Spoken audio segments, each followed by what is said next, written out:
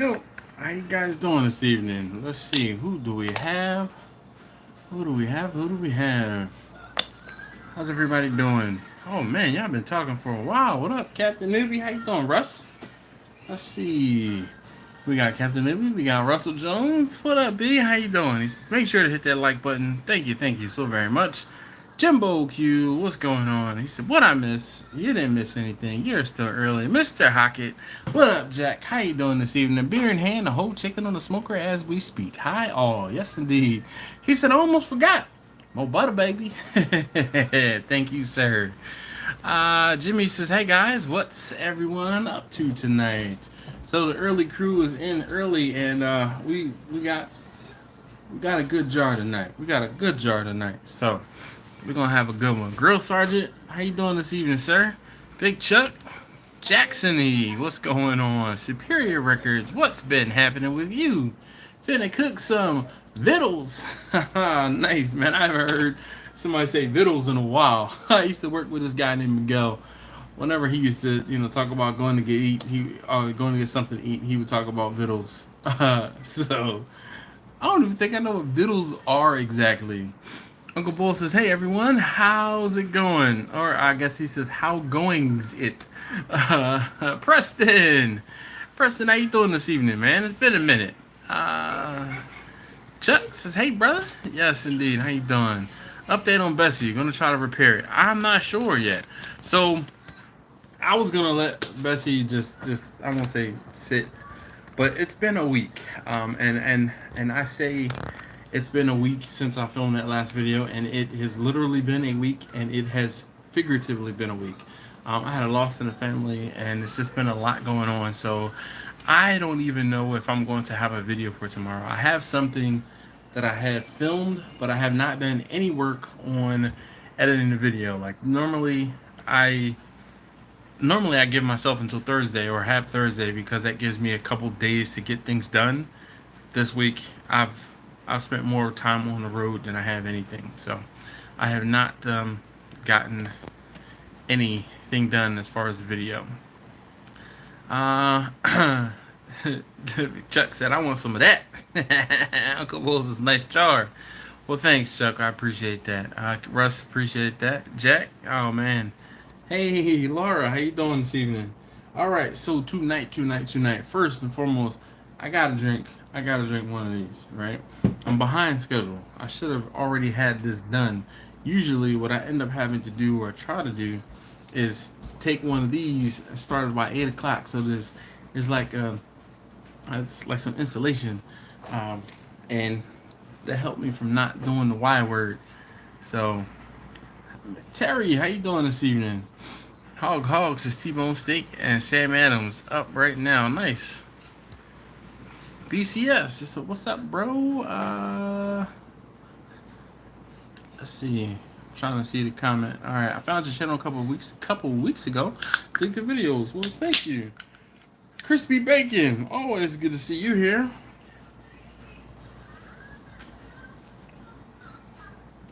Like, what the heck is that? A marker or something on my hand. I don't know where that came from. David Watson, how you doing this evening? Sounds like a good clear night. Yeah, buddy, that's exactly why I went, yeah, Jimmy, exactly.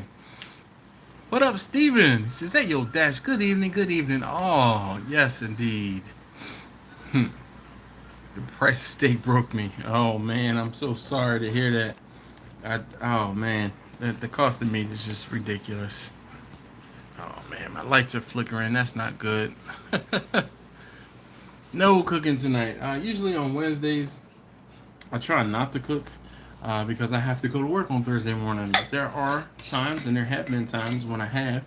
But we are. All right. We poured about half of what was in there into the cup. And I'll talk about these guys. These guys are local to me. Kane. These guys have this mixer. This is my favorite. It's the Southside mix, and there's what's in here: lemon, mint, ginger. All right, and man, It says mixed with vodka, gin, tequila, rum, or champagne. They need to add moonshine to the list. For sure. So this mixer in with the straight shine. Ooh, buddy. Talk about a good time. Mm. I might add a splash of the energy drink in there too, but I think I'm just gonna drink that as a chaser. We have a storm. Well, we did have a storm actually. It was storming outside a little while ago. Oh, yeah. That's why the lights are flickering. I kind of forget when I say stuff like that. Hey, Phil, I appreciate you, man. Thank you very much. Yeah. And I guess sorry to hear that as well. Chris said I'm using my neighbor's Wi-Fi. Hey, you gotta do what you gotta do. I am from Philadelphia. Yeah. But I live in Baltimore. Pier 1893 says, "What's up? You still have your big green egg? If so, why don't you ever showcase it on your pod?" So the thing is this. I won't say I have so many cookers, but you gotta realize that a lot of the things that I do on my channel are focused on the catering aspect of things. I can't cater, I won't say anything, but I can't cook and showcase a catering event from that cooker. So if that makes sense, I do have that big green egg because I won't say I cook a lot of different things and a lot of different things, and that was a cooker that was gifted to me a while ago when I was kind of just cooking on all of the different cookers and things like that I had. Now I do still cook on the big green egg. I just don't always film videos that I do with and on the big green egg for my channel. I've been trying to kind of focus more on the catering aspect of business, and that being said, I can't really do much of that with the big green egg, so that's why you don't see very many big green egg videos. What's up, Luke Calamadas? Happy Wednesday to you too, sir. All right, well, BCS, what's stopping you, man? I can tell you where it is on the map or how to get there. Jack's funny. He said, all right. Enough with the small talk. He says, getting to know a new smoker. He says, season it, fire it up. Man, it's not always that easy. So I always, and I have been preaching the same thing for years, I always cook and start cooking with chicken. I had someone the other day who was telling me he just got himself a new offset, and and I can't remember if it was a Traeger he got or it was, I can't remember. I talked to a lot of people. But he was telling me that it was a new grill he got, and he was super duper excited. He was like, "Oh, I'm gonna put some ribs on there, just another." And I said, "Hey man," I said, "not for nothing." I think it was a Traeger. I said, "Not for nothing. I highly recommend you start with chicken first." I said, chicken is less expensive, and if you mess it up, I'm not trying to jinx or anything, but if you mess it up, you won't be as mad, especially with the cost of meat nowadays. And he got back to me and said, "Oh man, the chicken turned out great. I'm gonna try, I think I might try." I'm like, keep doing a little bit more chicken first before you start going, off the deep end. Jackson said, "I honestly don't know how I found your channel a month or so back, but I'm glad I subscribed to your videos. Can make a person's day. Love your personality and advice." Well, thank you, Jackson. I appreciate that, man. I really do. It goes a long way. There are times when I'll be damned if I don't want to post. I don't want to post a thing. I don't want to reply to comments. I don't want to do anything. And you guys, the ones that say that I help you, are the ones that are helping me. Really. Did you play in the playgrounds with Fresh Prince? No. That is like one of the most common questions I get when I tell people I'm from Philadelphia. Do you know Will Smith? Do you know Fresh Prince? No. Philadelphia is a way bigger place than most people think. And I mean, the population of Philadelphia, if someone wants to look up the population of Philadelphia, I do not know every single person in Philadelphia. I know a lot of people, but not every single one. I mean, there's a famous rapper, Cassidy. He grew up 1 block away from me, and I didn't even know him. 1 block away. We lived on the same street with different hundreds.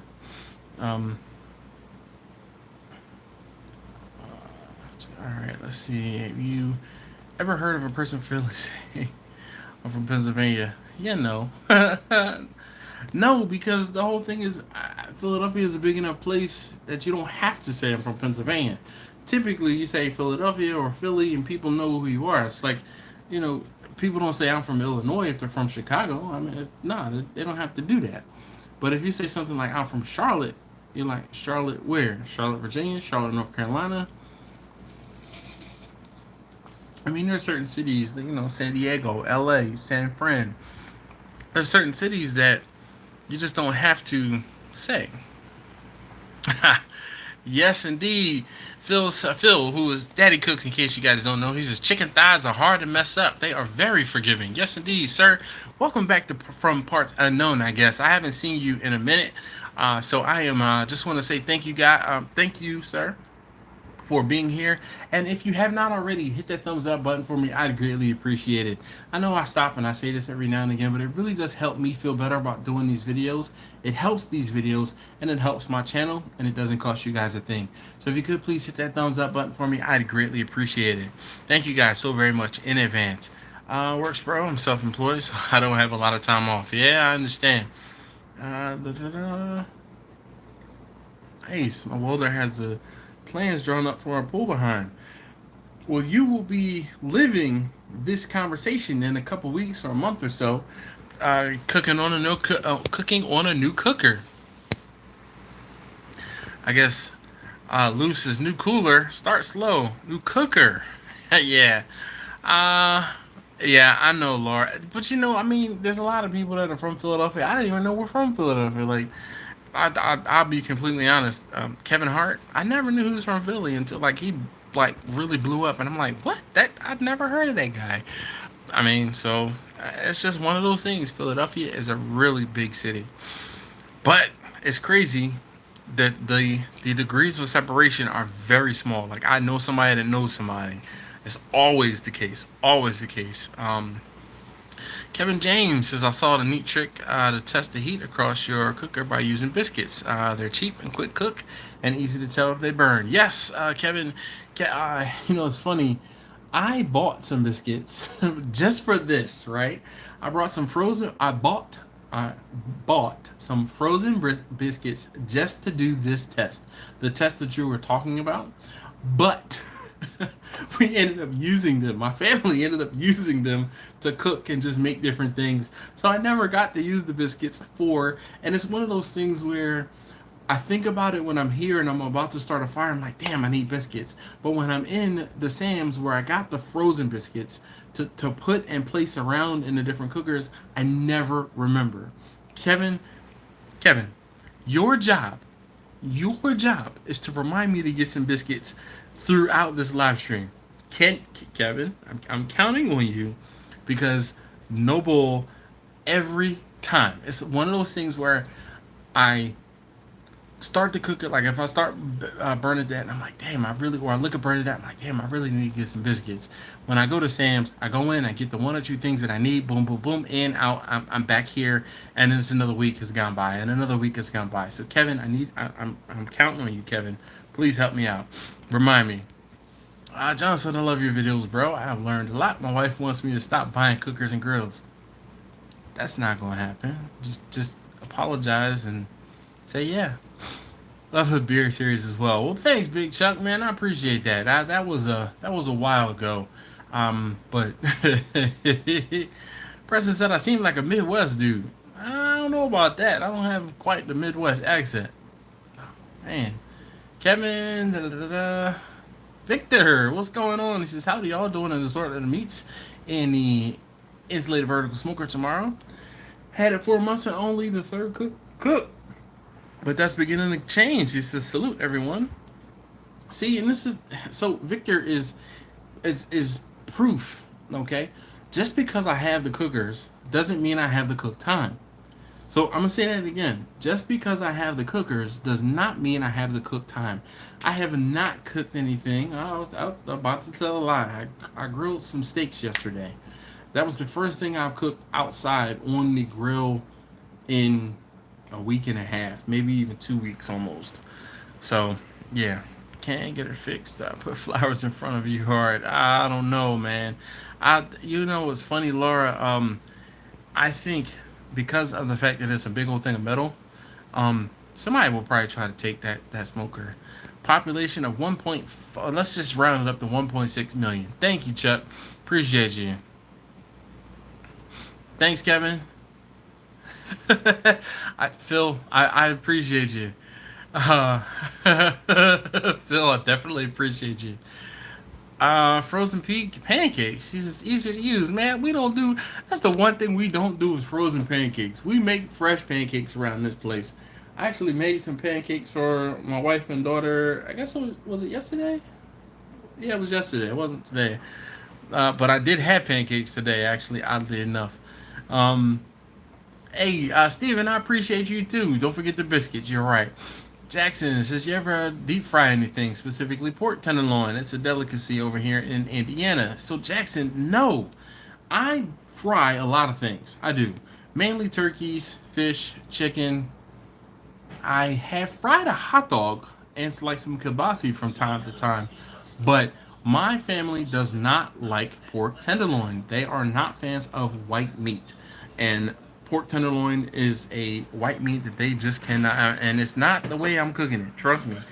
I cook it to like under like 140, 145 degrees max, and they are like, it's still dry. It could be the moistest turkey breast, the moistest chicken, the moistest anything. If it is white meat, I'm telling you, it is just they have their own preconceived notions, and they're not liking it. Hold on 1 second.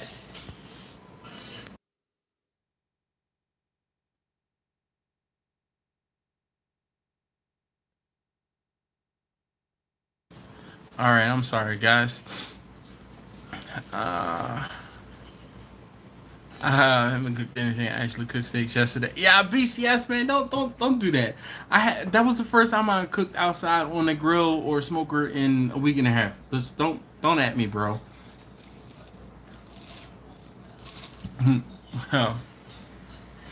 Hey, look, I checked myself though. I mean, I was honest. No, I have not tried tahini on salmon. Uh, Man, that citrus on the salmon. I don't know. I think my wife might have some salmon fillets or like another other pieces of fish, small pieces of fish that might work on. It's not tenderloin discrimination. I'm telling you, they don't like white meat, man. I've tried. Is there recipe to be found yet? You seem very adaptable. Or are you afraid of certain cookers? No. Um. Oh, is I guess what is the hardest cooker yet to be found? Or you seem to be very adaptable, or you're afraid of certain cookers. So Tyrus, all right. The reason I am, hey Darian, how you doing? I want to make sure I said hi. Grumpus, I did not say hi to you. Uncle Boo, I think I said hi to you earlier, but just in case I didn't. Um, so Tyrus, the reason I seem adaptable is because I practice. I start fires in these cookers and just watch them. I don't just start cooking on them and then do a video. I usually cook at least once, maybe twice, empty with the cooker before I do anything as far as video. It's to kind of understand how it works. And then, just like I was saying a little while ago, I usually always start cooking with chicken. Phil, Daddy Cooks, he said chicken thighs are very forgiving.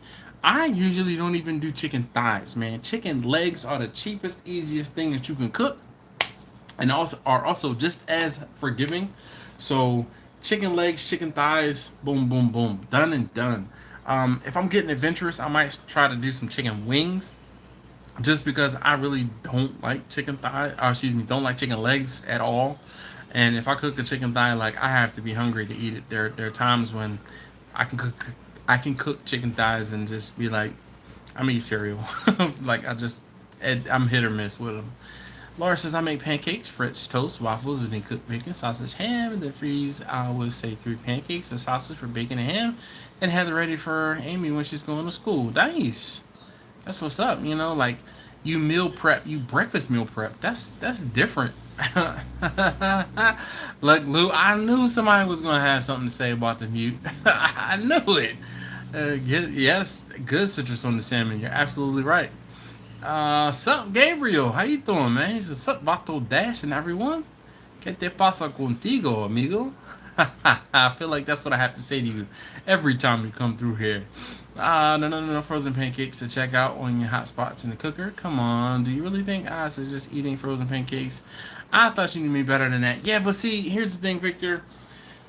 If I buy a box of frozen pancakes, they're gonna be a big old box of frozen pancakes. Like we get the frozen pancakes, or I've seen the frozen pancakes from Sam's, and it's just one of those things where I know you were talking about frozen pancakes to check the hot spots in the cooker, but Kevin, where you at? Where you at? Kevin is supposed to be reminding me to get biscuits, to the frozen biscuits, because I don't want to do the pop open can biscuits. I think that might get a little messy. But if I do the frozen biscuits, I can at least put them in, and I actually have cooked some frozen biscuits on. I'm trying to think if I did it on a Big Green Egg or if I did it on Charlotte.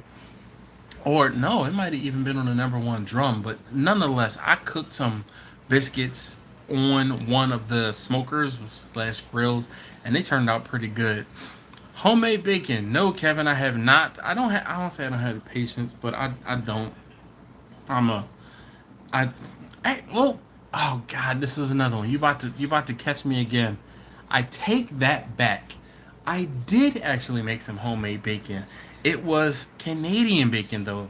So does that count? Cause where's Jimmy from? Well, not Jimmy. Um, Craig from Beers Jack and Barbecue. They've made Canadian bacon a couple times, and I was at Costco and I saw a tenderloin and I was like, you know what? I'm gonna go ahead and get this tenderloin. I think it was on sale, so I got it, split it up, put it in the bag with some maple sugar, some I don't know, it was like syrup, brown sugar, white sugar. It was a bunch of things. Put it in the bag, flipped it every couple days, and then I smoked it, and then fried it up. And my wife was like, "Nah, this just wasn't doing anything for her." So technically, yes, I have made Canadian bacon. I have not made, I won't say traditional, but I have not made bacon. Uh, Hey, Captain Newbie says, who's forgetting? He's reminding everybody to hit that thumbs up. What's your go-to meat to cook for yourself? What's your favorite meat to cook? So, BCS, I know you might be, I won't say new around here, but maybe new to the live streams. I try to stay on topic a little bit, just a little bit, on the live streams, so we talk about the topic at hand. So, tonight, the topic at hand, and actually, hold on, let me get the live stream up so I can make sure it doesn't crap out. Talking about getting to know a new cooker. So the whole thing is, and let me get this open. Come on, I thought I hit it. I didn't.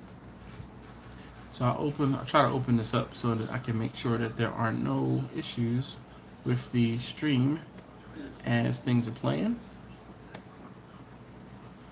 All right, I can hear myself.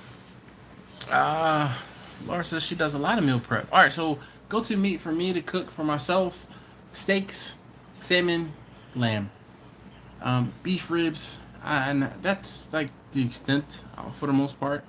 I mean, I cook a lot of different things around the house, and I mean, for us, my family though, they really dig when I do porchetta. So someone was asking me, Kevin was asking me about bacon. All of the pork bellies I do turn into porchetta around this house, so they wouldn't last as bacon. Let's put it that way. Boomer Barbecue, how you doing, man? Oh, Chuck, thanks, appreciate you.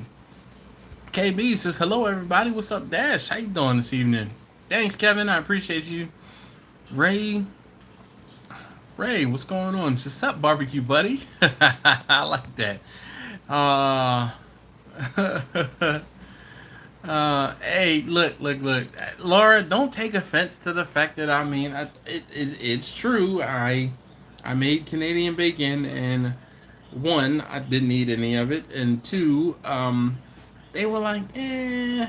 So I won't say there's that, but I don't know. Maybe I didn't do it right. Jackson says no Canadian bacon. Oh wait, he says no Canadian bacon is just fancy ham. True. Uh-huh. Russ, you funny. I said I was waiting. Hey, thanks, Jack. I appreciate you guys. Did a biscuit test video on the pellet grill with pop open biscuits, and they went very well. Okay, all right, Phil. I'll keep that in mind. See, I won't say my problem.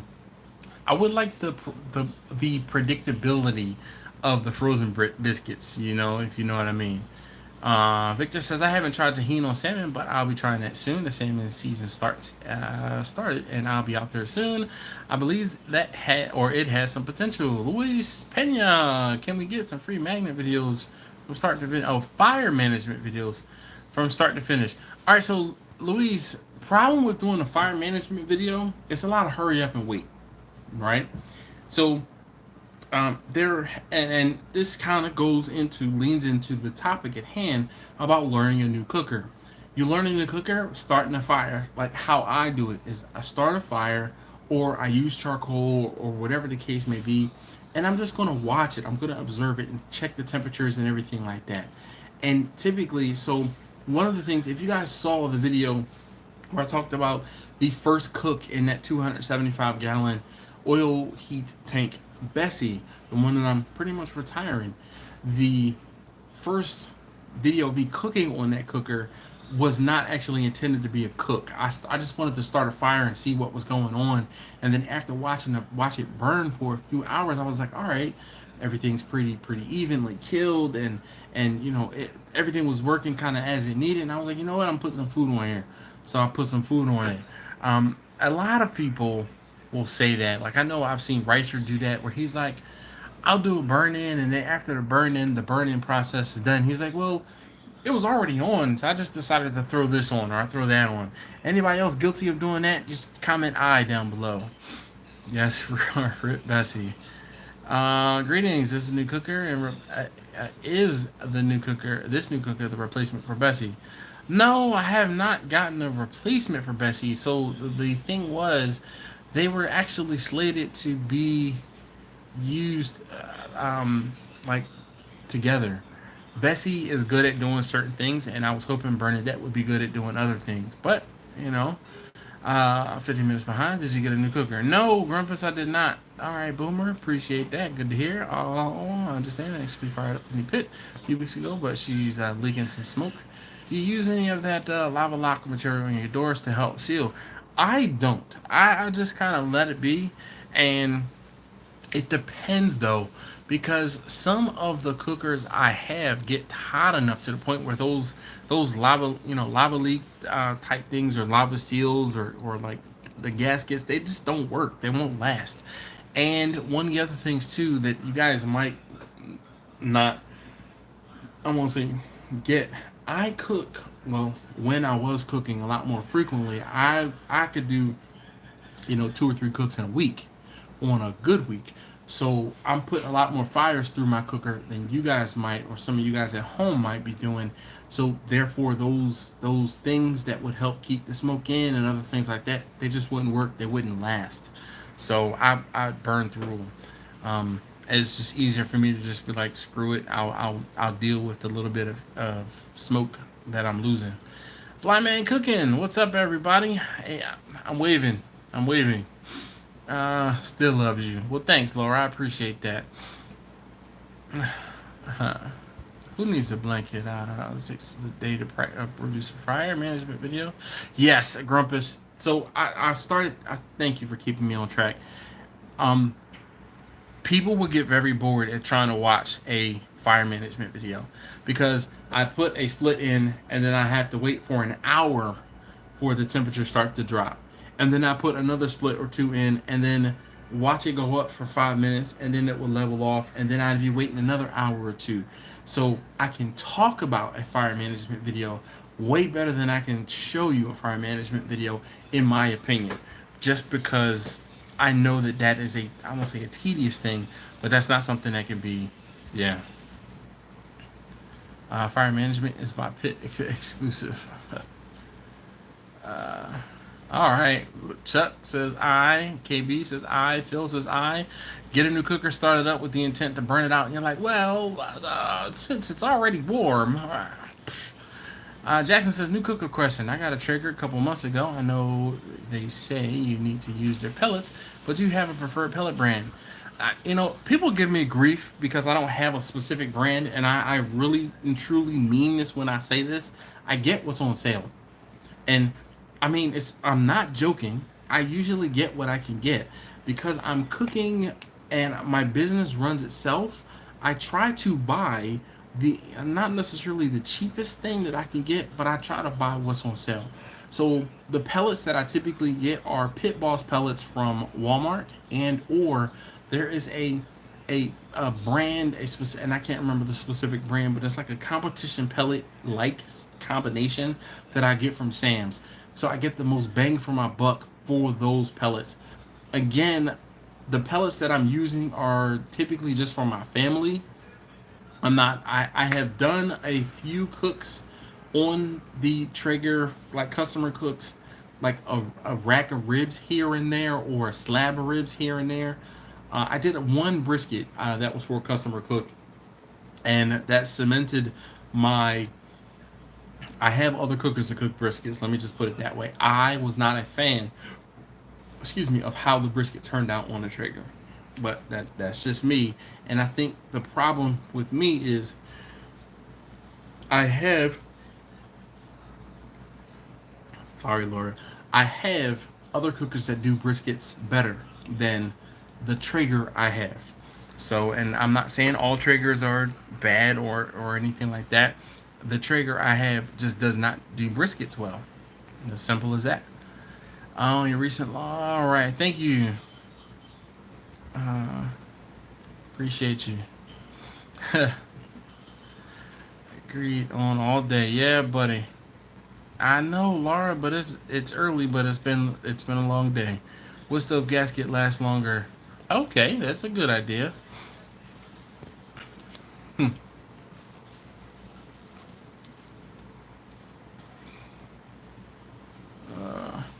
Eric, how you doing? Says, what up, Dad? What's up, Dash? Really enjoy the channel. Thank you very much. Cedric says, love your videos. Well, thank you. I appreciate you guys coming in here. Speaking of which, if you have not already, hit that thumbs up button. There are 52 of you guys watching and only 30 some odd thumbs up. Hey, if you haven't already, please hit that thumbs up button for me. I'd greatly appreciate it. Learning fire management basics is difficult from learning fire management in a specific smoker. You're right, Grumpus. But one can kind of help the other. Fire management basics would be, and I have a video. So some of you guys have found my channel, or some of you guys found my channel because of me talking about fire management. And the thing with fire management is you have to understand that your fire is going to ebb and flow. Your fire is not going to just sit in one temperature and be that temperature the entire time. That's one of the things that I want to say it's a misconception, but that's one of those things that people glamorize. Let's put it that way. You're going to fight that fire. There is no ifs, ands, or buts about it. You're going to fight that fire, and the whole thing is you have to keep your fire in a range, as opposed to when you get your temperature to the point where it's dialed in, it's going to sit at that temperature, be it if it's rising past that temperature or dropping below that temperature. It's never going to sit at that temperature for longer than, let's say, half an hour. It's going to either be at that temperature and it's going to start to dip. You add some wood and it'll go past the temperature and it'll go up, and then you kind of just, you're lobbing the splits into your cooker to make it sit at that average temperature the longest possible that you can. And one of those things, as far as like fire management, Grumpus, learning the difference between what a big thick split is going to do versus a small thinner split. So those are the fire management specifics that you have to learn. Boomer says, I'm not using my cooker till I season it. Well, man, get a fire going. Let's get it. What's up? Chuck says, whatever is more profitable. That's exactly it. John Freeney says, what's up, Dash? A long time. Yes, sir. How you been? No problem, Jackson. It's hard to render fat on it's hard to render fat on Traeger. I will agree with that. The It doesn't. Well, it depends on BCS on what you're cooking, because if you're doing a brisket, you can render the fat by just letting it sit longer. I mean, you just have to hit a higher internal temperature. But the reason I had a problem with the Traeger, it's the convection, the amount of air that is being blown around inside of that cooker. To me, it dried out the outside of my brisket, and I did not like the way that that was. I needed more moisture, and like even adding some water containers into the cooker just didn't do enough. The temp control is good, but the smoke flavor is not the same as all wood. Well, Boomer, yes, you're going to have that. And I have a video talking about that. It's like the difference between, the Traeger is like, I can't remember the analogy, but I was talking about like a pickup truck, a sports car, and a commuter car. And I mean, and my cargo van. When I did it, when I talked about it, it made sense. What up, Alton? He says, "Hey, yo, what's up, Dash? What's up, everyone? How you doing? I'm trying to get caught up."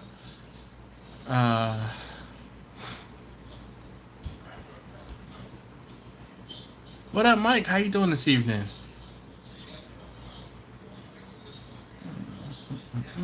Yes, glad to see you too on the chat, Alton. For real, Kevin. Appreciate you, man. Appreciate you.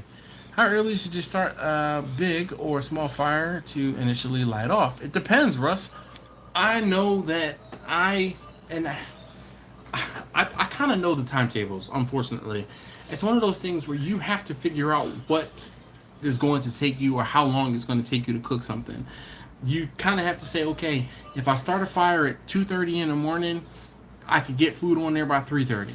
Okay, and if I get food on there by 3:30, I need to be done by 9:30. Okay, I need to be done by 9:30 so that the food can, rest and chill and do whatever it needs to be done in order to get my food delivered, like cooled and chopped and cut up and delivered by noon. Like I had a cook a few weeks ago, and the guy wanted the food at his house at 12 o'clock. And I'm like, all right, oh, okay. Guy's name is Alvin. I'm like, all right, Alvin, not a problem. He's like, oh, we're having a baby shower, blah, blah, blah. I'm like, okay. And I'm like, all right, what time you need the food? He said, I need it at noon. I'm like, great. I'm like, that means, yep, I was up at 1 o'clock in the morning. 1 o'clock, I got up. Started the fire, got brisket on. He wanted brisket. And brisket, pork, and chicken, actually. I'm trying to think, was it just the two? Nope, brisket, pork, and chicken. Then I get to his house, and he's like, oh, man. He's like, I'm just going to go ahead and put it, and let it sit out. I'm like, what time is everything starting? He's like, man, we're not starting until like 3. Bruh, why'd you have me get here at 12 o'clock if you talking about you not starting until 3? He's like, well, we kind of had to push it back because of X, Y, and Z. I'm like, I can wring your neck right now, man. Like, what the hell? So I told him, I was like, dude, I won't say broke my neck, but I had a whole bunch to do, man. I could have got some extra sleep. So it's just one of those things. Like a society, the wood is too green to burn. So usually you'll have a hard time getting the wood started. And or if you put wood in and you see it like spitting and popping and a whole lot of moisture being forced out of the ends, it could be a bit wet and or a bit just wet. Is the easiest way. I won't say green. I don't want to always say green because it doesn't. I think people equate wood being green to actually being green when it's just more moisture. Now there are tools out there where you can use. There's like a little prong thing where you can push it into the wood to see what the moisture content is of your splits, and that can be very helpful for you. Don't chase the temps. Relax with the average temp and enjoy your beer. There you go, Grumpus. Learn to use smaller splits and add them more often to regulate my fire more evenly. There you go. Taylor, what's going on, man? It has been a while. Hopefully all is well with you, sir.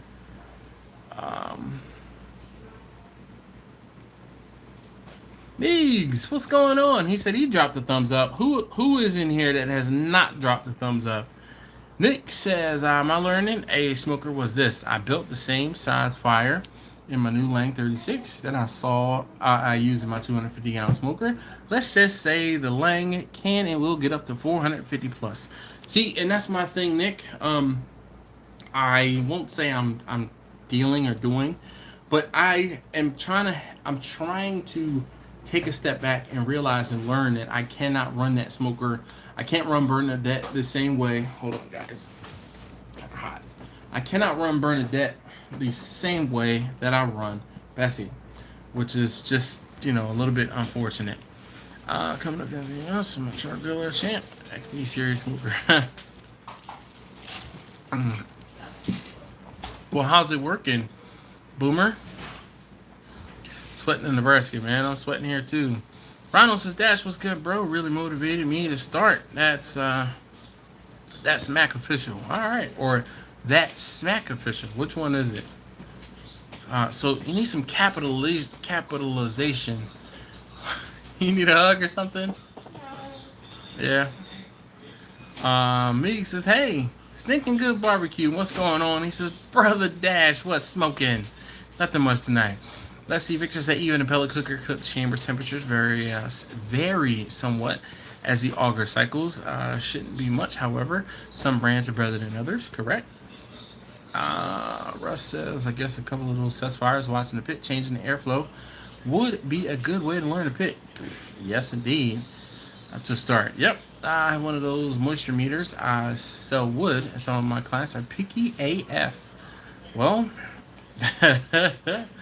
man, I can imagine. I have. So far, 0 thumbs down. Thanks. Thanks, Jack, for the good news. Definitely. All bets are off now, Justin. What's going on with you, man? He said the bowling shirt is off. The drinks must be real. I'm just, it's warm where I am. There's no air conditioner, so a lot of times in the summer you'll see me sit in my family room where the TV is behind me on the wall. The reason being there's an air conditioner in that room. But Taste Tester number 3 is watching TV, so I can't really sit in there while she's watching TV. And a few weeks ago, I sat in the front room of my house, but my wife is sitting at her desk in there, so I can't sit in that room because, again, air conditioner. There's an air conditioner in that room. There is no air conditioner in the room where I am, but I do have my handy dandy, one of my handy dandy fans. I just don't have the, I don't have it turned up like really high because I don't want you to, like, if I turn it up, you guys will hear the wind noise. So see, I'm very considerate, and I turn the fan speed down, so I'm getting a little bit of cool air, but it ain't enough. What up with you, Justin? How you doing this evening? Lunatic said, what up? Go Ravens. Well, I'm an Eagles fan, but I do cheer on the Ravens from time to time. All right. 51 likes out of 57. Come on, guys. Hit that thumbs up. Appreciate it. How do you season your new pit? So I have a video on that. What I do is I get the cooker up to temperature. You want to typically open up the pores of the metal. And then the easiest way I found, and I've done Crisco, I've done like beef tallow. The easiest way I found to season a cooker is Pam, a spray container of Pam. Like, you can get in all the nooks and crannies. And here's the next thing: you don't have to typically worry about burning yourself. Ask me how I know. But yeah, I've done Crisco. Like, I seasoned Bessie in the beginning with Crisco, and I mean, you can just season it like a cast iron skillet. Get it hot, put the Crisco in and around, and get it all tucked in, and boom, boom, boom. You're good to go. Have you ever had some burnt ends, and how much have you charged? So, John, no. I do have people talk about and ask about burnt ends, but here's the thing: I kind of tell them I can't cook burnt ends, or I don't do burnt ends, because I don't do enough briskets to have like the availability to do burnt ends, if that makes sense. Usually I'm cooking 1 to 5 briskets when I'm cooking briskets. For my catered events, people don't, I won't say they don't want burnt ends. They typically don't ask for burnt ends because I offer slices of brisket. Not sure if I offer burnt ends, but I don't know. I don't get much call for it. Let's put it that way. So I don't offer. It's not one of those things that I'm like, hey, I want to do burnt ends for you. So I wouldn't even begin to know how to tell you to charge. This has gotta go. Always a pleasure to watch your road adventures. Best of luck with your new cooker, whatever it may be. You're the boss. Thank you, Tyrus. Appreciate that. Boomer said, I like it. It's pretty solid. I use the charcoal grate as a baffle. It works great. I'm doing some great brisket and spare ribs on it. All right. I usually recommend like chicken, pork shoulder, ribs, then like brisket. So you're ahead of the curve there. If you've done brisket and spares on it, pulled pork should be a no-brainer. Put ice in a bowl in front of the fan dash. It'll help. Not too lazy to get up right now. Captain Newbie says, well, I'm a fan. Thanks. I appreciate you. Todd says, what's up, Dash? Loving the channel since finally a couple weeks ago. Got sucked in for the When It Goes Wrong video and have done a lot of catching up on all your dope grills. Well, thank you, sir. Todd, I appreciate that. You know, it's one of those things, man, where you never know what video is going to go viral. I hate to use that term, but it's one of those things, man. I was watching that video, like watching the views on that video. I was like, oh my goodness. What? Like, whoa. I could not believe it. Like, seriously, I still cannot believe how many views that video has. It's getting close to, last time I checked was earlier today. Wait. No. I gotta 67,000, which is crazy. I have videos that have that many views over years, but not in the 3 weeks. 3 weeks, almost a month that has been up. What time do I normally do what? And what time do I normally do these? What time these live streams, I guess you're saying, Todd. So one of the problems is you kind of have to ask or talk in a complete sentence so I know the context of what you're saying. I do the live streams on Wednesdays at 9 p.m. Eastern. I start the live streams. So almost every single Wednesday. There are a couple Wednesdays a year that I typically do not do live streams, like around Christmas and Thanksgiving if I'm cooking that night before. But last year last year for Thanksgiving, I don't think I did a video, but this year for Christmas, because it fell around the same time, I do believe I did do a video. I did a Christmas Eve cook, which was about the same time. I started a little earlier, though, just to make it easier on myself. I do tell, what's the science behind seasoning the cooker?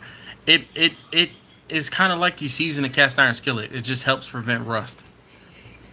Brianna says hi. Hello. Oh, boy. Thanks, Terry. I appreciate you. I don't know. Hold up. Let's see here. Oh, man.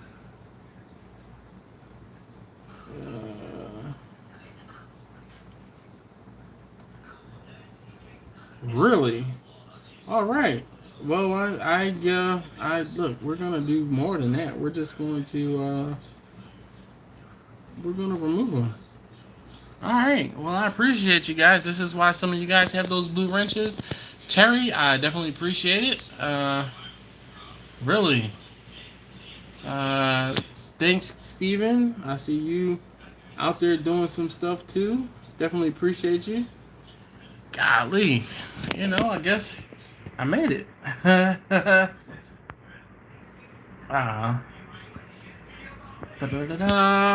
Victor says, despite being in the Great Pacific Northwest, where it's normally cool, it's 94 degrees Fahrenheit right now, and the AC is currently not working in the living room. So I feel your pain. Yeah. Thank you guys so very much who are doing what I needed you to do in getting rid of these guys.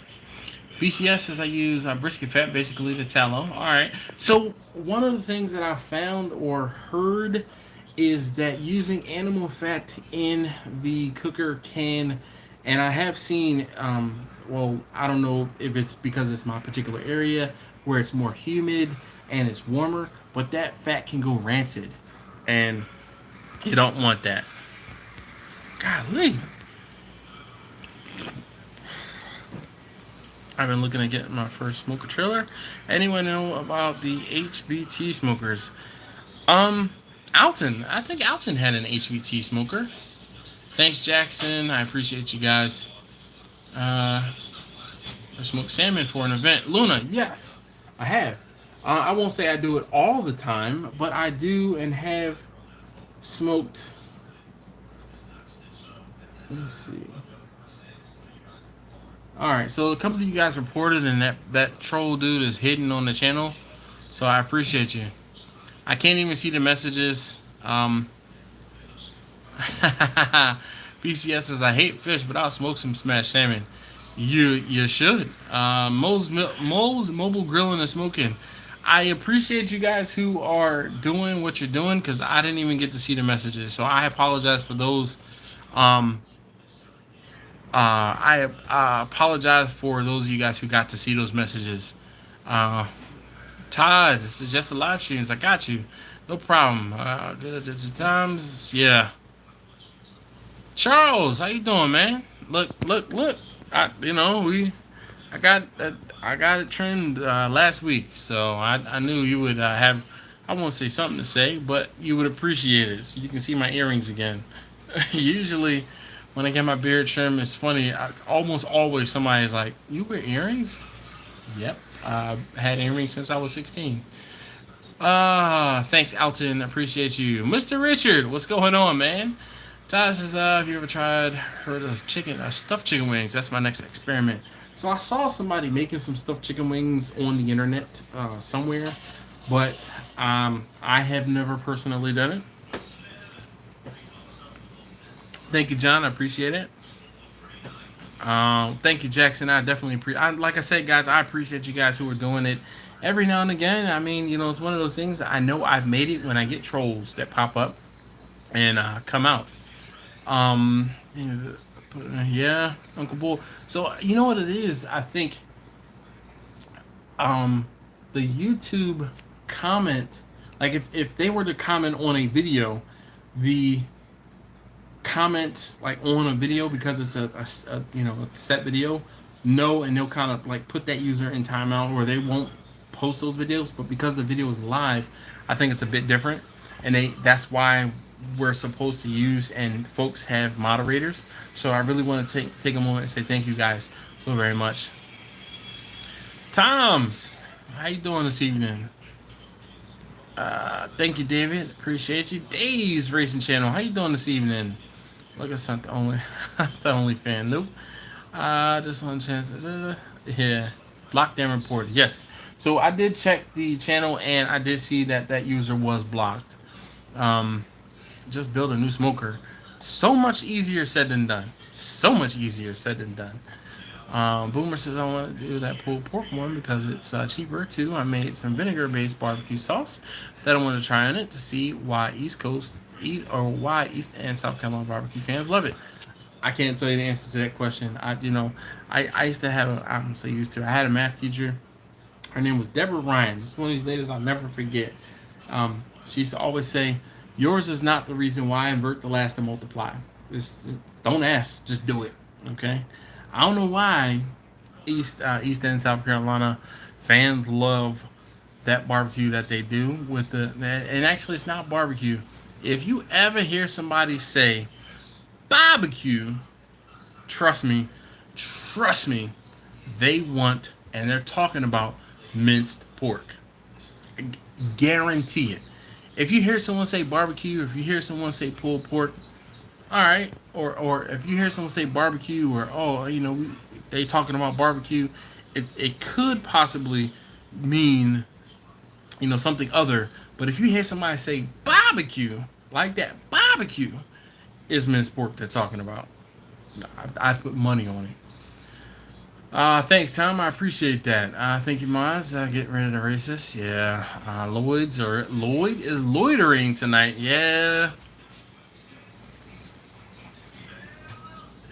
All right, Alton. See, I don't have that bad of a memory.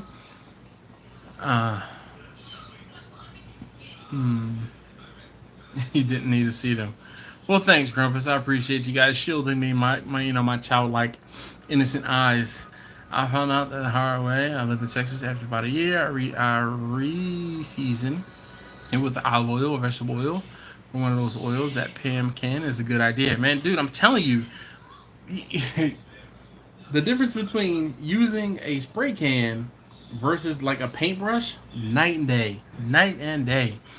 Well, Chuck says, you can't fix stupid. Yep. Stanky Steven, definitely. Jimbo Q, how you doing? Just, dude jumped in and said, yes, you can't grill ribs, and Dash booted him. Well, you know, I at least try and give him the benefit of the doubt. And I'm like, sure. I'm like, tell me more about how you're grilling ribs. You know how I feel about that, Alton. Laura says I had mine since I was 8. Well, I'm sure you're only like 9.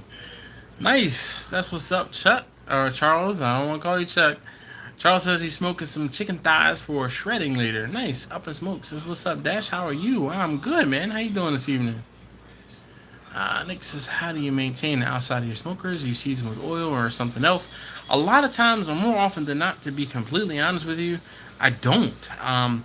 Either the grease or the oils and things like that from cooking will help, but what ends up happening is I will let them do what they're going to do, and then I will, like, not sand them down, but use like a wire wheel or something like that, and then respray them, repaint them every few years. I try to maintain the inside of the smokers. That is what I care most about. I think everyone should go through the archives and watch old videos of Dash with a goatee. Why, Meeks? Why would you do that to them? Do not, no. Do not encourage them to look at the horrible videos that I used to produce. Like, I've come a long way. Why would you? No, don't put them in that misery. No. We build all of our smokers from scratch. I build a couple of indoor grills for restaurants. All right, Tom, that's what's up. Boomer, careful, you'll get hooked. Yeah. Just apologize now. Have you tried smoking cream cheese yet? No. So that's something new I've seen recently. I've smoked cheese, but never cream cheese. It's just, again, one of those things. I am past the experimentation phase when it comes to barbecue. And again, you guys have to remember, when I'm doing barbecue to get paid for the most part. I am cooking for hire. So I don't do a whole bunch of experimentation. I cook, I won't say the same things, but I cook the things that I cook for a reason. Now, I do some experimentation every now and again when it comes to doing things for my family. But when I'm doing those experimentation type things, I typically don't always film them, because my channel, I would like to try and focus a little bit more on the business and the aspects of catering. Gabriel says, I'm back. Ran to the store for beer. Well, hopefully you didn't run, because, you know, I'm sure you're as old as I am, and man, running at our age, it's not a good look. Whole smoke cream cheese things is hilarious. Yeah, Alton, man, just because you can doesn't mean you should. That's one of those things. Like, I mean, I'm sure smoked cream cheese might be delicious in certain things, but I saw somebody do like a smoked cream cheese dip or something like that, or no, actually, you know what it was? They took a block of cream cheese. They cut diamonds in it. They put seasoning on top of it. They smoked it and then used like saltine crackers. Like, you use the blandest cracker to like dip. That cracker doesn't even like stand up to be pushed into. I think that's what I saw. If I remember correctly, I'm like, I saw someone do that recently, and I think about it.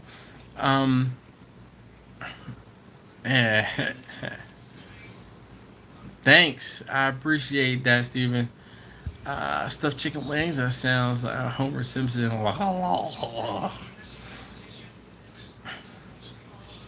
Such a caveman. What up with Nora? The strong thing. Man, I did the tomahawk ribeye. I smoked reverse here recently. It was super fun to cook. Ended up very nice in the end, and fed 4 folks. That's my most recent experimentation. So Taylor, I saw that picture.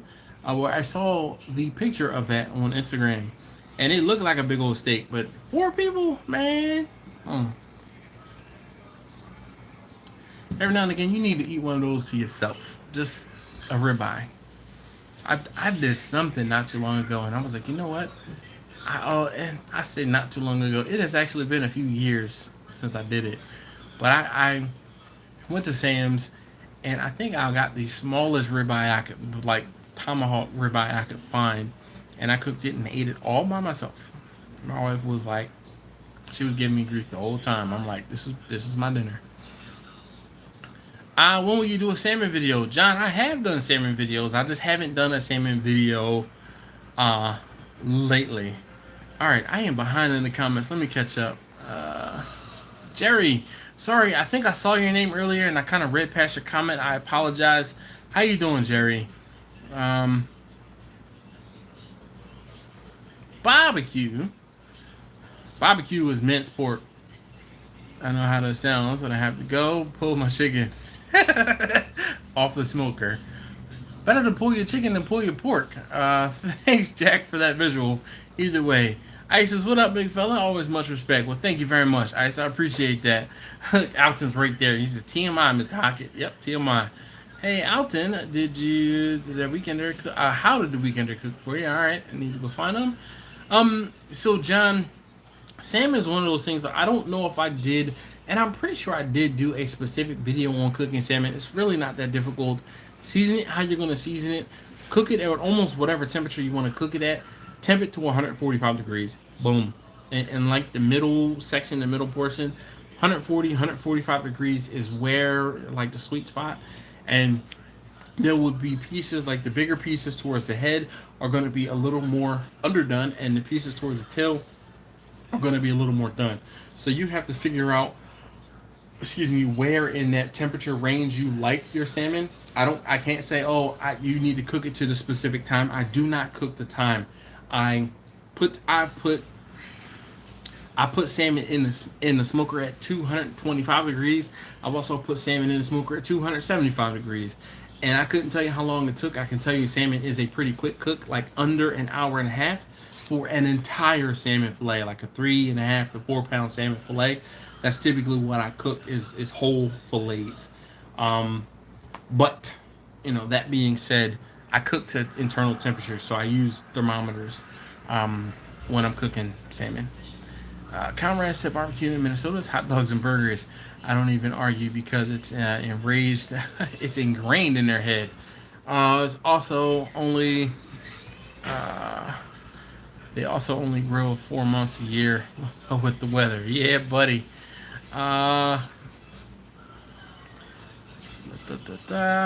did trim my beard last week. Yep. Just how to report a comment or something. I'm so old. Oh man. Paying the outside too for maintenance also. I have, but I won't say it's not necessary, but I'd rather save the pan for the inside. Protein in my video released this week. I figured that would make you proud. No. Alton, I've had a busy week, man. I have not been on YouTube all that much. Todd, I guess I gotta go all the way back to the goatee. Todd, don't do it. Don't do it. Should be receiving nice. Thanks, Jerry. I appreciate you. That cold smoke is tasty. All right. Your videos weren't that bad. Yes. Yes, they were. Yes, they were. I took several cooks to learn your pit. Yes, indeed, Pedro, it does. But, it's one of those things where you kind of can infer how certain things are going every now and again.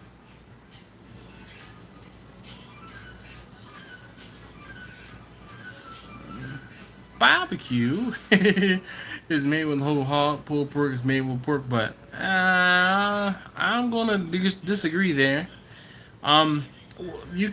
I've seen people mince pork with just shoulders. How the hell do you smoke cream cheese?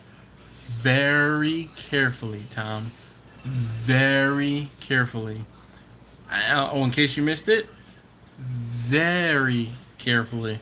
So the whole thing is, cheese inherently has a low melting point, or a low melting temperature. That being said, you would take a smoker and smoke it at the lowest smoke setting possible, and that's how you would smoke it.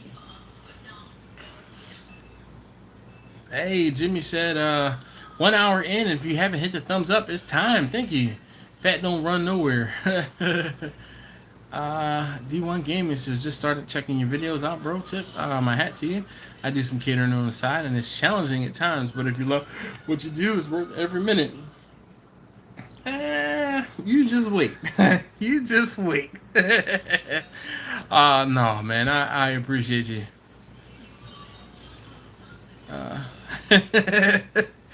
Alton, you cannot time out a fellow moderator. Have you smoked mac and cheese? Yes, I have smoked mac and cheese before. That was one of those things. I really liked it, but not everyone was a fan. So Jerry, what I did was I actually smoked the cheese, put the cheese away, vacuum sealed it. Like I said, put it away. Actually, I didn't vacuum seal it in the beginning. I was just using like a tight saran wrap and foil.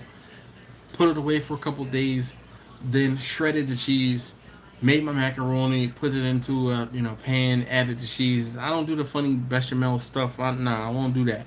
But just add the macaroni, shredded cheese, some heavy cream, some salt, some pepper, maybe an egg or two. Mix it all up, and then boom, put it back out into the smoker, and use the heat from the smoker to melt the cheese and actually have it wrapped, covered. Then to finish it, I will take the foil off to help cement them and bake that top and the middle of the macaroni and cheese. And oddly enough, it will have it, depending on what smoker you're using or cooker you're using, it will have some smoked flavor. Gotta use club crackers. 100% thumbs up. Oh, well, thank you very much. Hey, Charles, thank you, sir, for stopping by. Would it be Philadelphia cream cheese? Hey, I'm from Philly. Insert Rocky theme song here. You know what's funny, Captain Newbie? I am a stickler when it comes to cream cheese. I almost exclusively only buy Philadelphia cream cheese. Like, seriously. Ritz crackers are bust, yes, indeed. But the club crackers are good. I second the club crackers. Close second to the Ritz. God, I am so far behind. Kevin says, thanks. Rich trashed the recipe a decade ago. They crumble now. Yeah. But shoot. Smoke a ribeye? Yeah, Pedro. But you gotta finish it. You gotta sear it. So reverse here. Alright, Jackson says, good night. 4 a.m. wake up call. I'll catch you next time. Thank you so very much. Yeah, I know, Terry. I do too. Club use.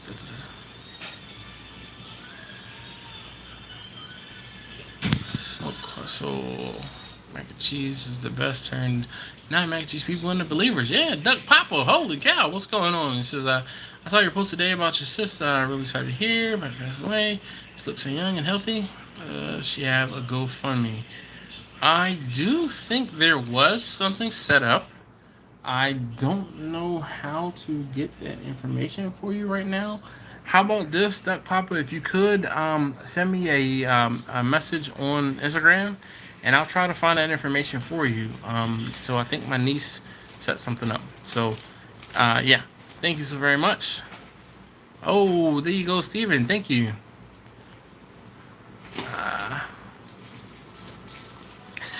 Jack says, very carefully on how you smoke cream cheese. Looking at cooking, but you got to peek at the progress once in a while on the first few cooks to learn to pit faster.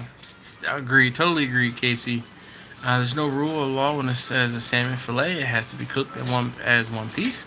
I always grill with smoked salmon in individual serving sizes, but then pieces like the tail first. Simplified. So that's good for you, Victor, because you might be cooking for one person, but when I'm cooking for an order, I have to cook the entire thing. And it's simplified for me in cooking it as one piece. So, no story chances, no sir. I'm watching all your videos, even the ones back far in editing. Gosh, still worthwhile. Please, I won't say please don't, but oh man, do you put the cheese in the foil when you smoke it? No. So actually, you want to put cheese on foil. One of the things that most people don't realize is cheese, by nature, is a hotbed for fungus and bacteria.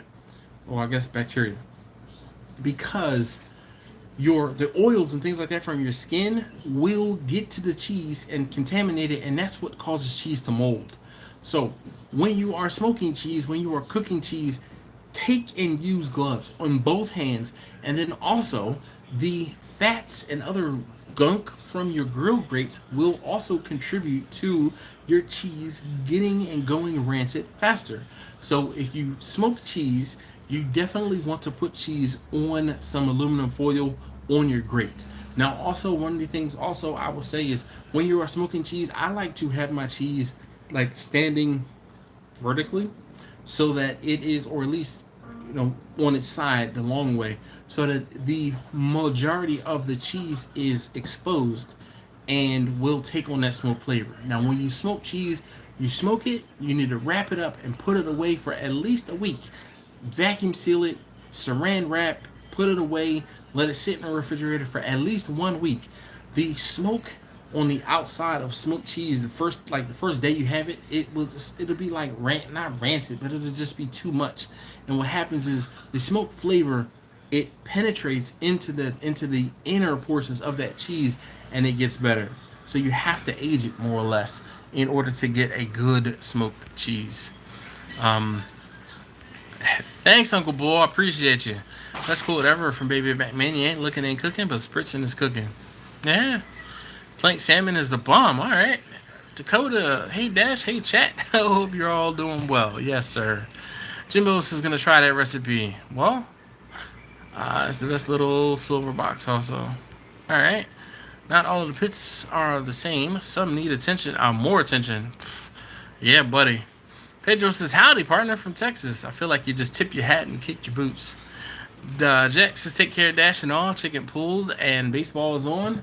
Keep the fires lit. Yes, sir. You too. Time to loosen the belt. Been sitting here a while. Goodness.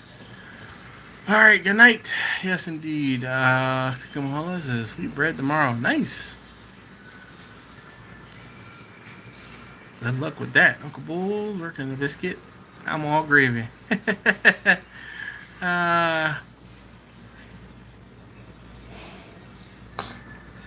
Chuck said to come out very bitter. Crispy. Hey, Dash, what is that under there? Under where? Under where? Oh, God. I feel like I just been gotten like an ultimate dad joke.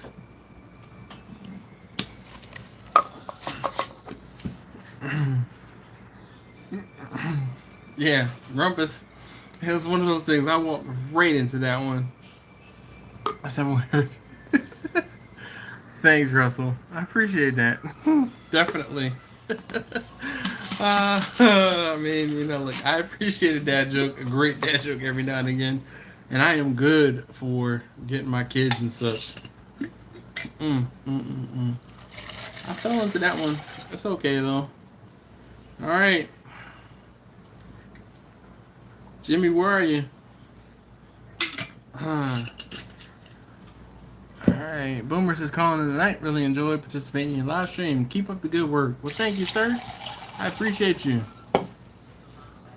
Getting my mixer and some energy drink in here. Grandfather.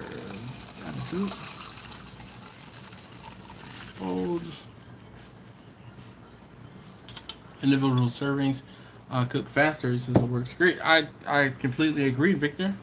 Definitely agree. I was thinking about smoking, then not sure what to do. Suggest smoked salmon, hickory, or mesquite. I think either one of those is going to be probably a little too much for salmon. Salmon will take on a lot of smoke, and you do not have to use such an aggressive wood. If I were going to go between hickory and mesquite, I would say hickory. I am not a fan of mesquite at all. Like I don't dig it.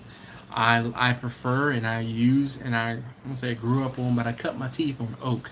A lot of oak in my area, between oak and cherry and apple, maple, mulberry I've cooked a lot with.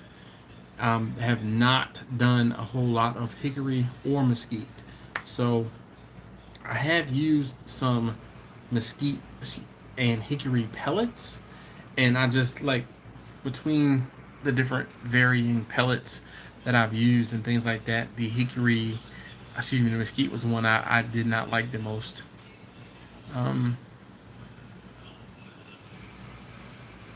Jerry says, I guess, do I know Aaron McLean? I'm getting, yes, I do. I did a barbecue crawl with James, not last year, but the year. Wait, no, it was last year. It was in February of last year. I almost did it last time, but in my first set of videos where I visited Texas last year. Russell said, thank you, that was fun. Yes, indeed. Marquez, aloha. How you doing this evening? Jim is getting the biscuits for you, so don't forget. All right, thanks, Chuck. I appreciate you. What adult juice are we drinking? This was the container that was the vessel for the adult juice. Let's put it that way. There's a couple drops left. I'm gonna get them all. I'm just gonna be patient. I'm gonna hold that there for a minute. So don't mind that. I got TNT the other day and I had me dying. Nice. Mine is empty. Last pour about 10 minutes ago. Well, you know, Jimmy, you're doing better than I was tonight. How often should you reseason your cooker? I usually reseason my cooker after a very, very good cleaning. So it's kind of up to you. You kind of, it's difficult, and I'm trying to be sensitive here because I was gonna say something like you should see when, but you know, got to be ADA compliant here. So if you're doing, it depends on how much you are cooking and how often you clean your smoker thoroughly. If you clean your smoker thoroughly like once a month, then you're probably going to want to season it right after you do a very thorough cleaning. Does that make sense? Russell says alder for salmon. Yep, mesquite is too hot and fast like carne asada. Or Justin said mesquite is for hot and fast like carne asada. Gabriel says thank you. Yes, indeed. Rick. Hello.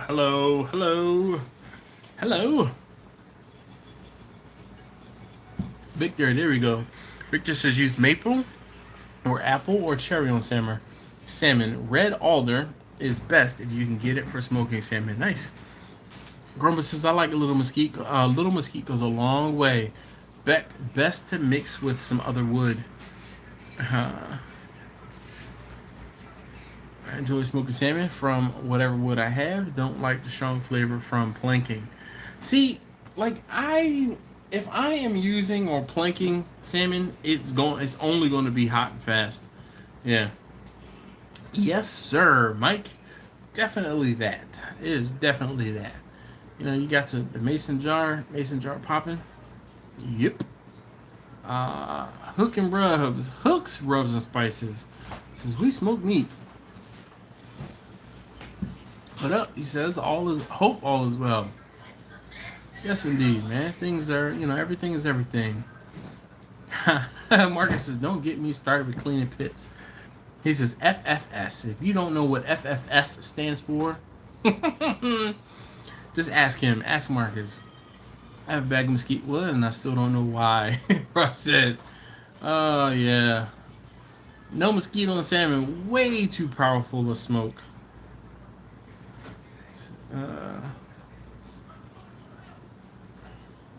Alright, Alton chimes in. He says mesquite is great for grilling steaks, chicken, and seafood.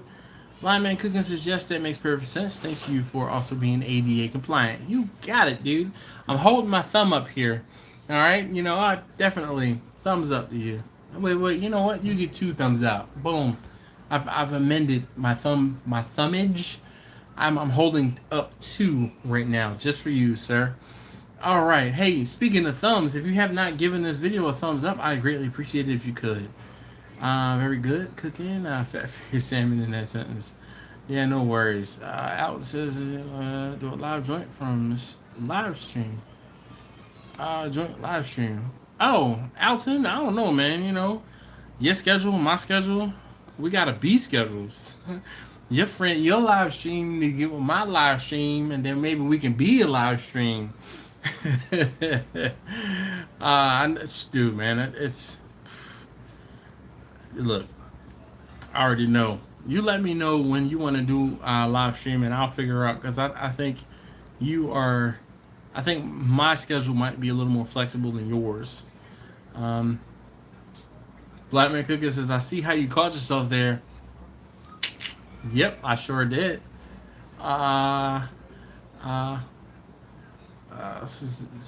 Speaking of new cookers, when you getting that LSG? So, see what had happened was, I'm gonna have to forward you the message I got from a certain somebody. So, we're gonna have to talk about it. You know how that goes. We'll talk about it offline. I figured I gotta be patient. That's all I'm gonna say. I gotta be patient. The thicker the peel on this, the thicker the steel on the pit, the easier the learning curve. Oh gosh, yes indeed. Jerry says I gave double thumbs up. Thanks. What up? Crimson Creek is in the building. How you doing this evening? Let's see. Now we just need the Austin Crimson Creek trifecta.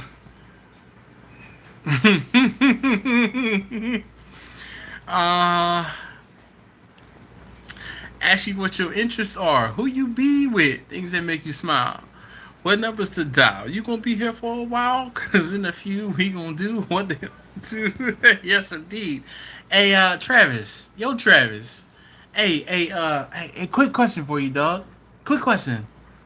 Alright, go ahead. What's the difference between a 4.0 and a 4.6? Oh man.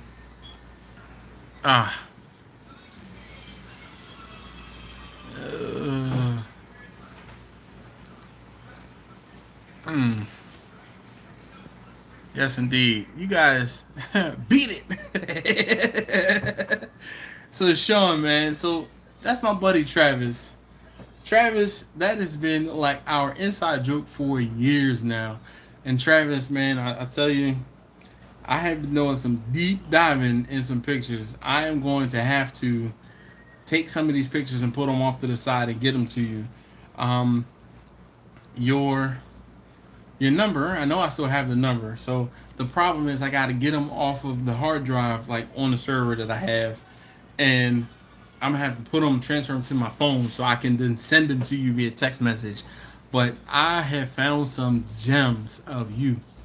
And, you know, between FunFam tuning and just you and I hanging out, like old car pictures, like I feel like I just need to create a whole album. So one of the things, Travis, I don't know if I told you, I don't know if you heard this, but I got my Facebook was hacked last month, and I am not really pressed about getting back into Facebook. I did actually take some steps in order to get my account back. I'm not going to let the terrorists win, and I'm not giving up my account. So I'm going to try to get my account back. It's just going to take some time. Roll Tide, how you doing this evening?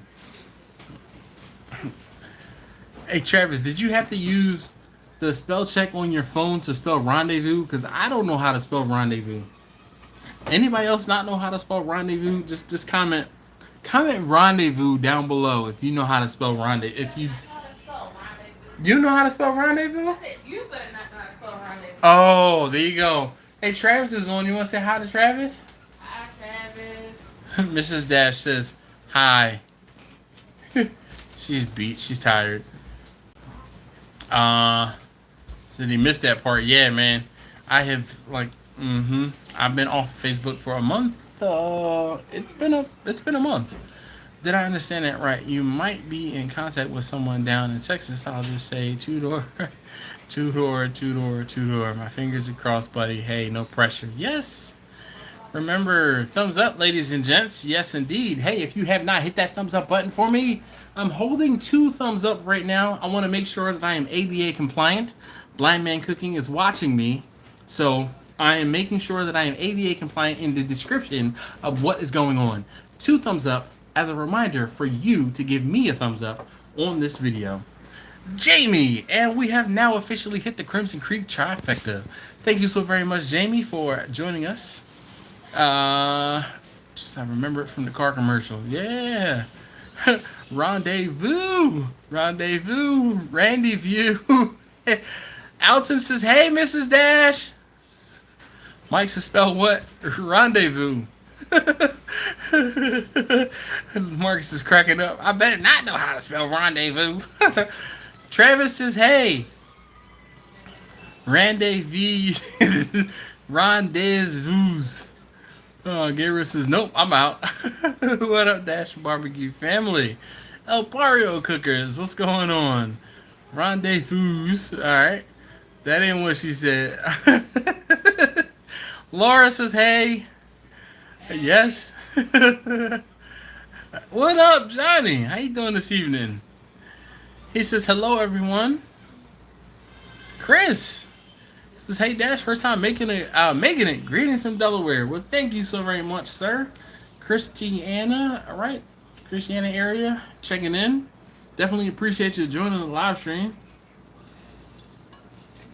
Now you get to see what all the fuss is about. So, typically on the live streams, during the first hour, we try to talk about the topic at hand. So the topic at hand was getting to know a new cooker. How did I do with keeping on topic this week? I feel like it was not all that good. I'm typically never great at keeping on topic, but we still have a good time. We have a good discussion. So, and then the second hour, we talk about anything and almost everything. So, what up? Alton says, rendezvous. Yes, indeed. DMV says meetup. It should be MEAT. All right, that's there we go. Yes. Gardino's Garage. What's up? How you doing this evening? Rendezvous. I can't even spell. Oh, dude, I cannot spell restaurant to save my life. Like, I get it wrong almost every single time. Karen Wright killed this song. Yes, indeed. Sure enough. Yeah. I'm sure you got the record. You're probably getting up off the couch right now, running into your record room, and pulling it off the wall. Otra vez. Yes. Captain Newbie says, Delaware in the house. Fort Walton Beach, Florida here. Well, that's what's up. Yes, a blind person is watching. Don't you know? It's the new checking in. They're watching the video. They are joined in. Rendezvous? Rendezvous? I heard you speaking of LSG. I have third on order. Whoa, that's what's up. Chris, I need to come. We've been talking and we have been talking. But, obviously it's been a year. So I have not forgotten, and I do have your email address. So when things calm down, I'm going to come see you. Keep it all inclusive. We all about that SDSBBQ community. Yes, indeed. I say SDS Barbecue family. Feel free to hashtag thatbroham. Oh man, I already look up SDS Barbecue fam and Barbecue family. Yeah. Did I miss Kent? Is Kent here? Did I miss him? Did I miss Kent? Nah, I didn't miss Kent. Ain't no way. I saw somebody say something about Kent. It's a spelling test. I gotta study first. No problem, Gabriel. Yes, indeed. It's playing. Oh, see? You don't have to. Well, I'm gonna just look it up a little later. Yeah, Chris is anytime. Oh, I know, man. Listen. When you invited me, it was like right before the stuff hit the fan. So, and we've been talking. I'm like, hey, don't think I've forgotten. I have not forgotten.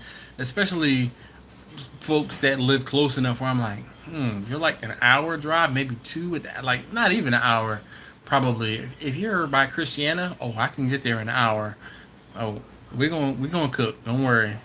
We will just don't be bashful on camera because I'm bringing the camera. So I'm just preparing you now. Don't be bashful. Victor says about staying on topic, he would have done better. but you have done worse. Well, who would complain? Hell, it's all good. Well, thanks, Victor. I appreciate that. And, bedtime. Catch y'all later. Barbecue onward, YouTube fam. That's what's up. 9-story chime. Wait. 9-story. Sweet. 9-story. We'll figure out how to say that later. I'm impressed that he's caught up and in touch with the end of the chat. Yeah, I do. Nice. Really looking forward to swapping it in. Nice.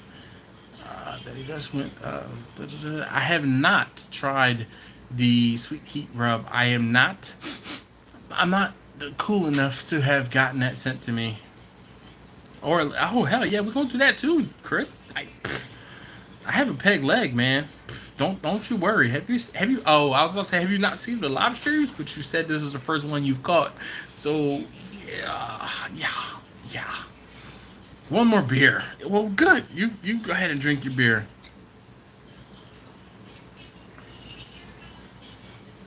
Pedro says, hell yeah, video. How do I get my hands on it? Opinion on the new gravity-fed charcoal grill. So, Roland, I remember it's Roland, pronounced Roland. I want one. I just don't know where I'm going to put one and or how I'm going to afford one. But I want one. I want one, like, in a worse way. Strychnine? Strychnine. How?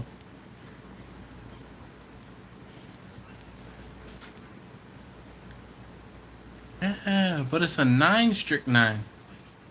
See, the 9 in the beginning was throwing me off. I appreciate you, Alton. Always looking out. It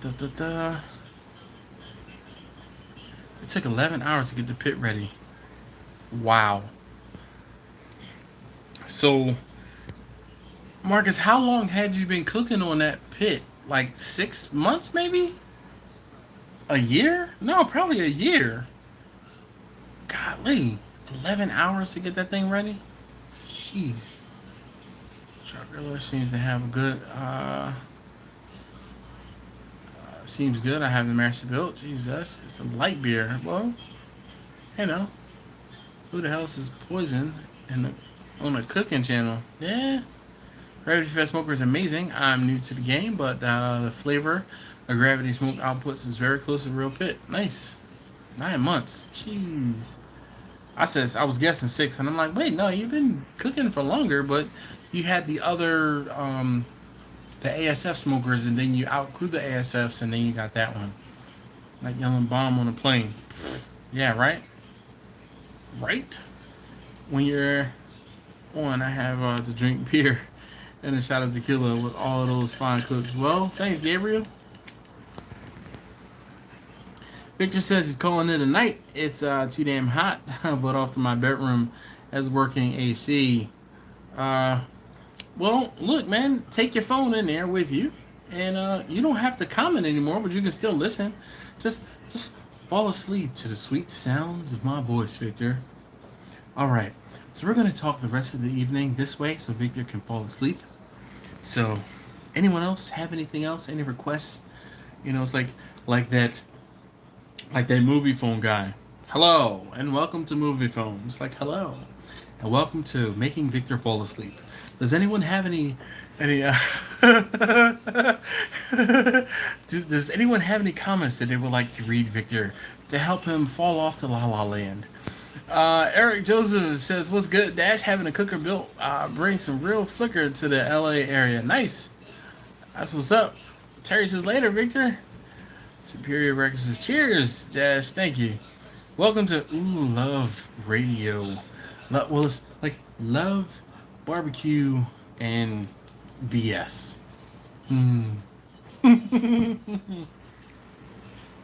Gabriel says, later, Terry. Barrio says, I just sold my trailer smoker and now I have to get a used to the new one. Nice. Grumpus. I'm not even reading that one out loud. Jerry says, what do you think about Pit Barrel? Seeing as how I started my company on steel drum smokers, I like the Pit Barrels. I just don't like the pit barrels because I kind of have a an affinity to steel drum smokers. Um, Pedro says char griller is hard to cook out. What do you mean? You need to sound like the dog father. Damn, you're scaring me, dude. Pedro says, but it's possible. When you say char griller is hard to cook out, what do you mean, Pedro? Now that Victor is almost asleep, it's your best. Richard Pryor was kill 40 people. No, they are a great starter pit, no doubt. Spirit Record says, how did you get started? How much money did you need to start a catering business? Did you take out a loan? And how did you spread the word when you were first starting? All right, this is a lot to unpack here. All right, how did I get started? I got started. So one of the guys that's in this live stream is actually one of the folks that helped me get started. He was the first commissioned cook I did. My friend Travis has an aunt and an uncle that live up the street from my house, and technically Travis lived with his aunt and uncle, and aunt, not aunt and uncle. So he lived with his aunt and uncle, and he had my food, and he was of the close-knit group of friends that would get samples from time to time when I was trying different things, when I was first starting out. And he said, my aunt and uncle have 3 racks of ribs. He said, they're going to cook 1. They want to give you 2 to smoke. And I'm like, okay, but why? He's like, no, they want you to smoke them so that, they can get a different, like, they can get cooked differently. I'm like, all right. Okay. He said, they want to pay you to smoke the ribs. And I said, well, I don't really cook for other people, but I'm like, I'm not going to give them to pay me. I said this, how about you buy the charcoal? I'm like, charcoal's $20 for a bag of charcoal. Just buy the charcoal, I'll cook. And I said, also, can I get a half a rack of ribs for my family to try them so they can tell me what they think about them? He's like, no problem, say less. He's like, here's $20, go get the charcoal, and you pick the half a rack of ribs that you want. He brings me the ribs, and he's like, season them however. And I'm like, well, how do you want me to season them? He's like, do what you do. Great. Great.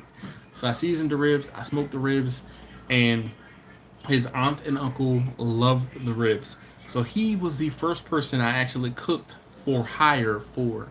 And I won't say I tell that story lightly, but like seriously, he was the first person I cooked for. So that's kind of how I got started. And then once I started, like, I was cooking for my friends and giving samples and food to my friends, and they got to the point where they were like, I'd pay you for this. And I'm like, oh, really? All right, well, you pay me for this. So I never got any sort of loan or, like, I never paid out of pocket for starting the cater. It happened like organically in that people started to pay me, and I got enough money in payment for goods to pay for everything that I needed. So I have never come out of pocket per se for barbecue.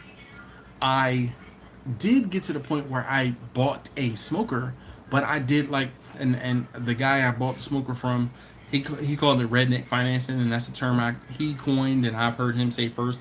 So I sold a motorcycle and added some cash on top of the motorcycle in order to purchase a big smoker.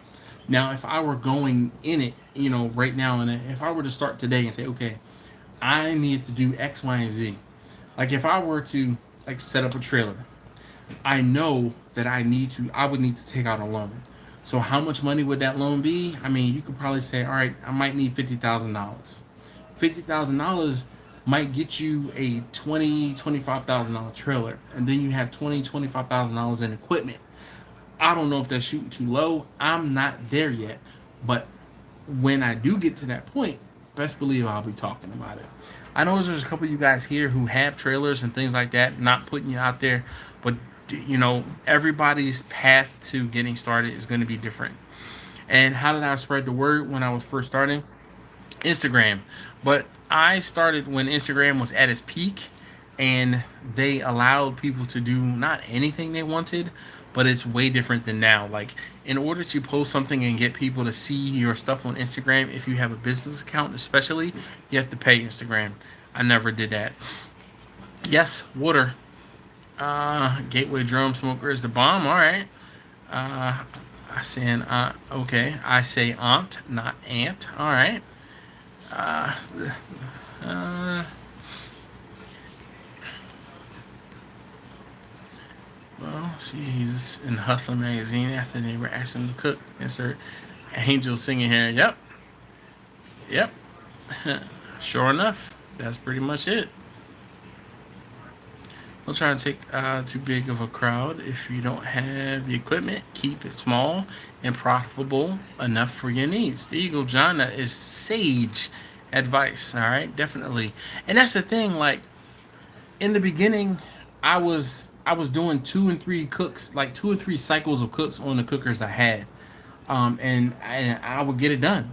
All right, and then I got to the point where I could afford a bigger smoker, and then it was like, my gosh, why was I working so hard when I could just cook everything at one time in this big old smoker? Like, that was I won't say the answer, but that was definitely a cue. Superior Record says wheeling and dealing. Damn right. You got to let the fire settle into a stable. All right. Damn Monday says Dash big fan when doing large cooks and ribs are on the menu. I think you said you throw them in an aluminum pan. If has that changed? If not, how long do you keep them in the pan? So, oh God, Alton, I despise Master P. Like, oh God, like he is one person that I do not like as far as rappers. But anyway, Demonte says, big fan when doing large cooks and ribs are on the menu. I think you said you throw them in an aluminum pan. If has that changed?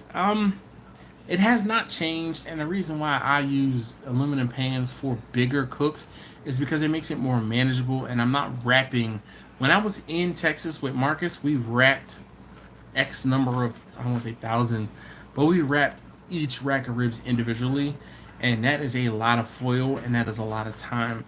When I could put 6 racks or so in a foil pan, like to stack them vertically, and wrap that up, and it saved me a lot of time and space. When the racks are spread out, they take up a lot of space. When you consolidate them, and I can take 6 racks that take up this much, I'm trying to stay in frame on the camera here, this much space, and put them into a pan and take up this much space, I can effectively cook them faster. So I still would, for bigger cooks, put them in pans as opposed to individually wrapping. But each situation is going to be different. Eric Thomas says, "What's up, man?" From New Orleans. Yes, indeed. El Barrio says, "Do you have Facebook?" Maybe you missed it. My Facebook was hacked over a month ago, and I have not gotten back on Facebook. I do not miss it. I'm not actually pressed to get back on Facebook. Facebook was my least favorite social media network out there, and I'm just, yeah. Jimbo Q says, "I have a Hunsaker drum, and I just seasoned my assassin grill today." Nice. I would love one of those assassins. I feel, I see a lot of folks do good things on assassins. The char griller smoke is just, let's say, too much air in. Wait, char griller smoker just lets too much air in. So Pedro, if that's the case, yes, I do not like. Nope, I don't like Percy. Don't like him at all. It's just one of those things, man. I like. Different time. Well, different time, different conversation, Alton.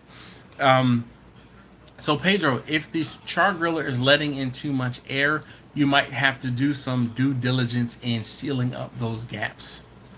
Yep.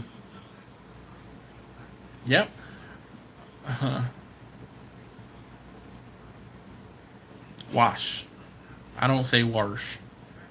No R's in wash. Have you taken Bernadette out to the pasture and let her rest? No, Bernadette is the new insulated cooker. Well, newer, not new. I've had that cooker, gosh, for 3 years. 3 years now. But Bessie is who I would. And someone asked about this earlier, and I'm so sorry. I started talking about it and it got completely sidetracked. So I vowed to not sell that smoker. I vowed to hold on to it. But, I had someone talk to me, and they said, why not pass it on and allow someone else to do the work and bring it back to life and get some enjoyment, get some use out of it, as opposed to putting it out the pasture, because of the fact that, someone else might be able to do whatever's necessary to get it back. And I thought about it, and I was like, you know what? You're right. I don't have to just straight retire it. Like, I could, and obviously I'm not going to be able to get what I paid for it out of it, but I mean, half the value of what I spent on it. So I might put out a video talking about it could possibly be for sale. Pedro says, hickory mesquite for the sweetbreads. I don't know. Oh, or Gabriel, you're talking to Pedro. Sorry. Pedro says a good idea using a pan. Yeah. You can make money on Facebook too. Yeah, so Laura, the reason I don't like Facebook. I don't. First love. What's going on?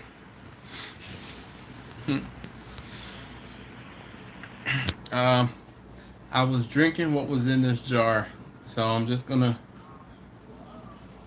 Yeah, I'm just gonna leave it at that. All right, Alvin. All right, man. Dash, you got so many. One, I can't even keep them all straight. I know. Trust me. It's funny. Like, I was in one of the videos, I was talking about Bessie, but referring to Bernadette while standing in front of Bernadette. So it made it very difficult. And then when I was talking for a good 3 minutes or so, and then I realized I was saying Bernadette the whole time when I meant Bessie, and I was like, damn it. I had to stop and start over and start my whole thought process all over again. So yeah. Well, Laura, you're also Canadian, so you can say wash all you need to. Nah, Captain Newbie, it's wash.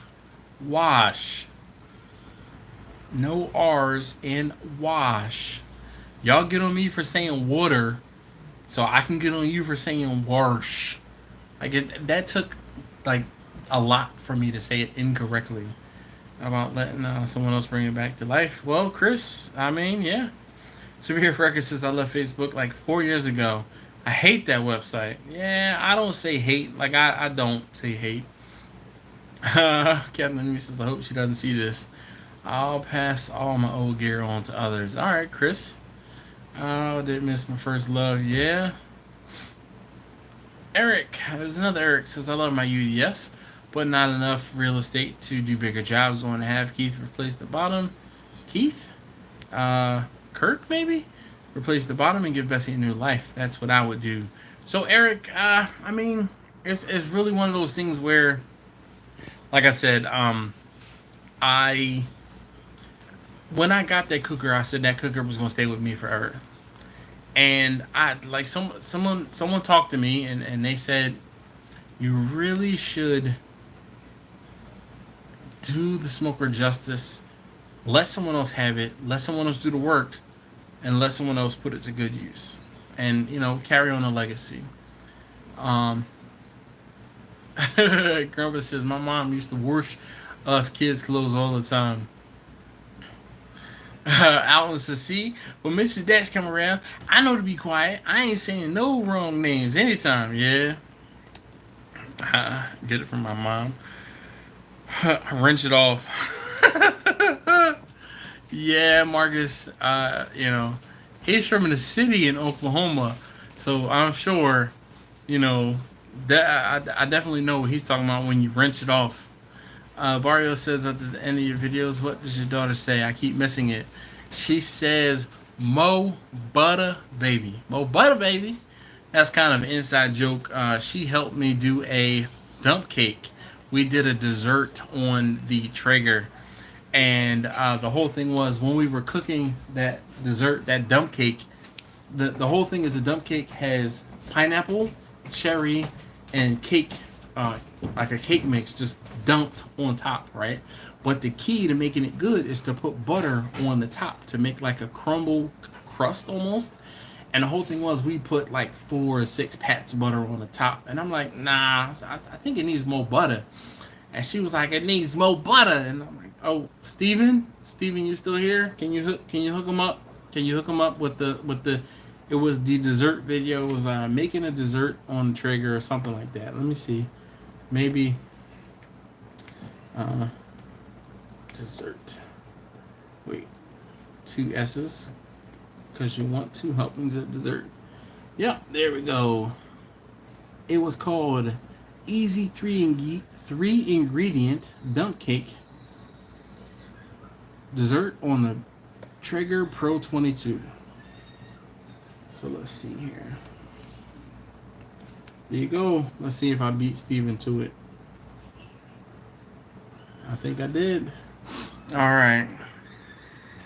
Where can I get better brisket than Franklin's? You gotta make it yourself, Pedro. If you know, yeah. So, but that is the origin story of why she says "Mo butter, baby" at the end of the videos, and it's one of those things where it just kind of stuck, and that is the, you know, she helps. So she says "Mo butter, baby." Taste tester number 3. Taste tester number 3. She's close. Let's see.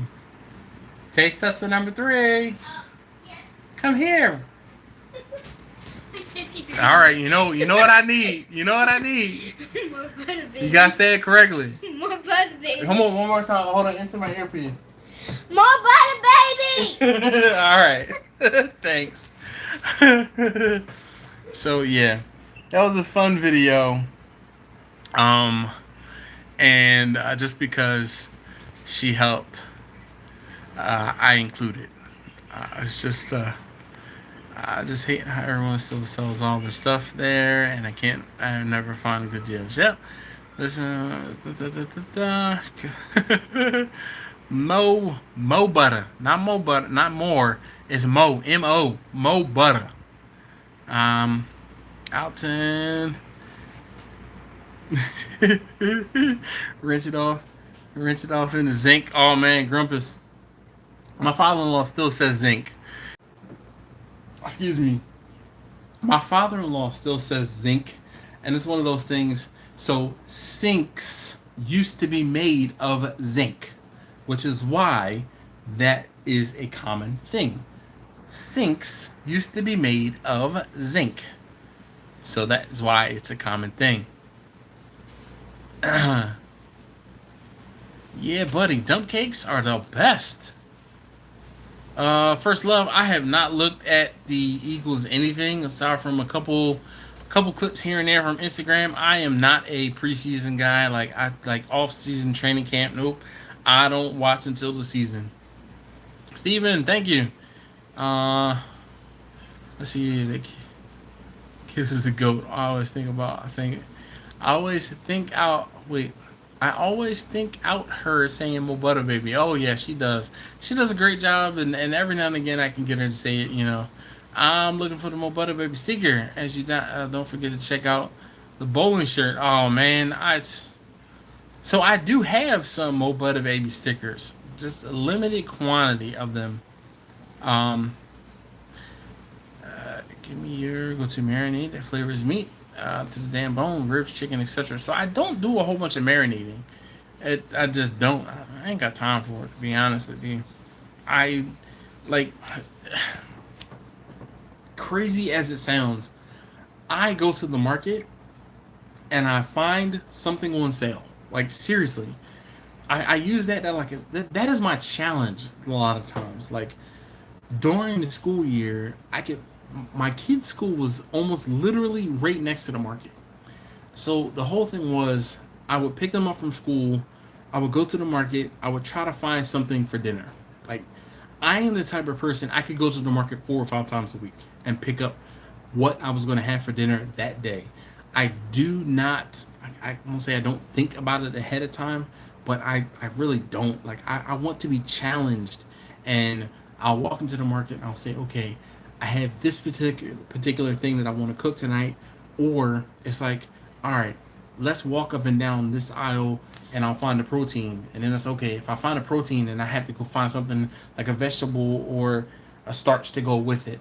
So I try to do that to help vary the meals. If you know, it's almost like one of those like a chop type things. Your ingredient is whatever's on sale. One of those type things. So that's kind of how I did it. It's kind of how I do it. My wife, though, on the other hand, she is excellent at pre-planning meals. I suck at it. Nope, I don't. Wrench it off the zinc. I hear my dad. Yeah, buddy. Alice says, "More butter, baby." Rosa says, "There she is." You need to get the merch with that saying. I do have merch, man. BRBQUE.com. BRBQUE.com is a website where you can buy the stickers, and one of the stickers that is included is the Mo Butter Baby sticker. She is getting older. A zinc sink. Yes. Oh, thanks, Gabriel. All right, Alton, be easy, man. Everyone stay safe and have a great week. Yes, it is a zinc. ZINC, like the precious metal, zinc. Zincs, see? Sinks used to be made of zinc. Oops, I just opened another one. Well, I'll drink to that.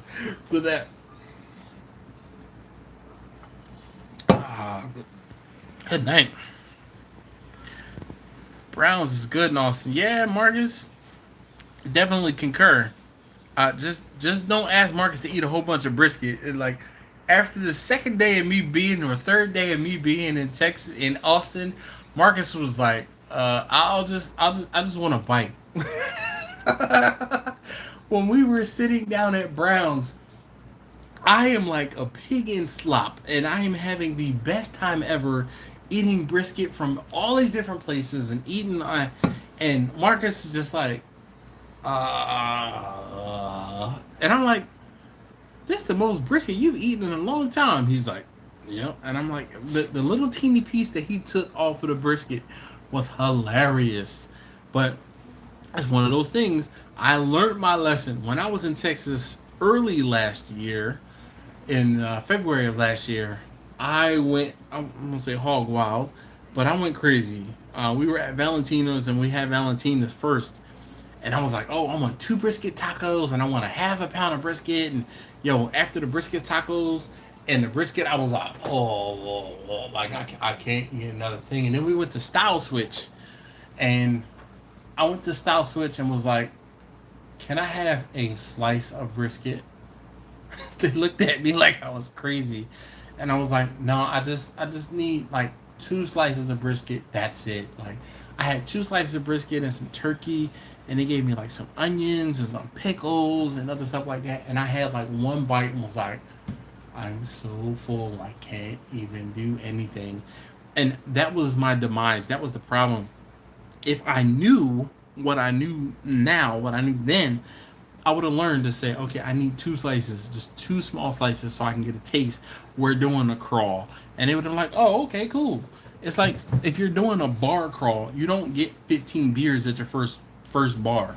You get 1, maybe 2, and you move on to the next beer, next bar, and you get another 1, maybe 2 beers, and then go on to the next bar. I learned my lesson the hard way.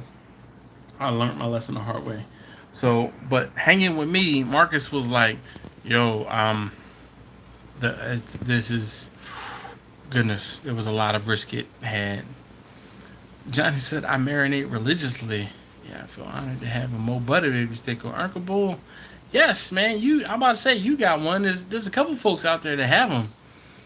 Can you go to like bowling shirts as billboards.com, right? I don't know about that. Says, me too. I don't know what's for dinner to like get to the store. Yeah, man. I won't say having a plan is overrated, but I just don't. I won't say I don't function that way. Like I try to keep it interesting sometimes. Where you going to smoke some turkeys and hams and bacon, and make club sandwiches.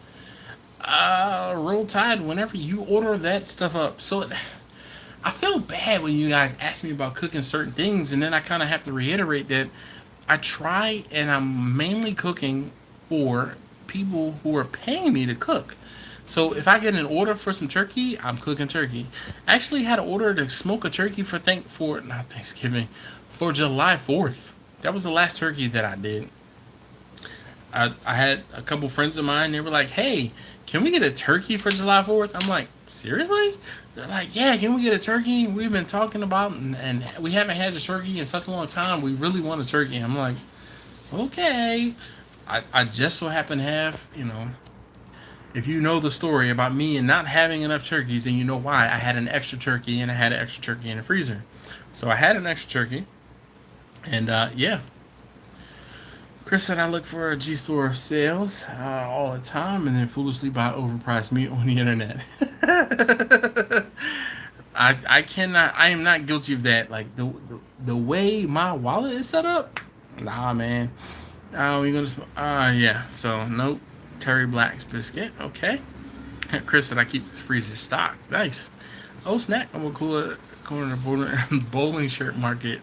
Nice. El Barrio Cookers. David Miller says, G Day, good day, mate, from Australia. Keep up the good work.